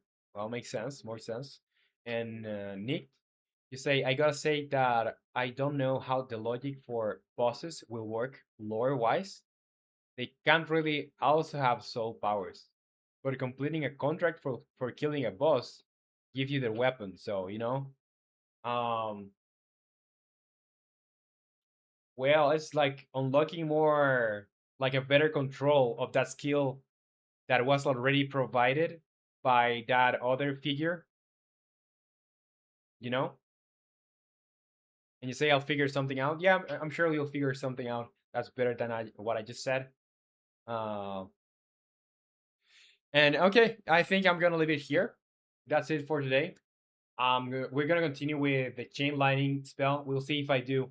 I'll see if I'll do something different than I just described this day or not. But you'll see tomorrow. So thank you everyone for watching, tuning in. I appreciate it, and I'll see you tomorrow. Bye bye. See you next time. Bye, Nate.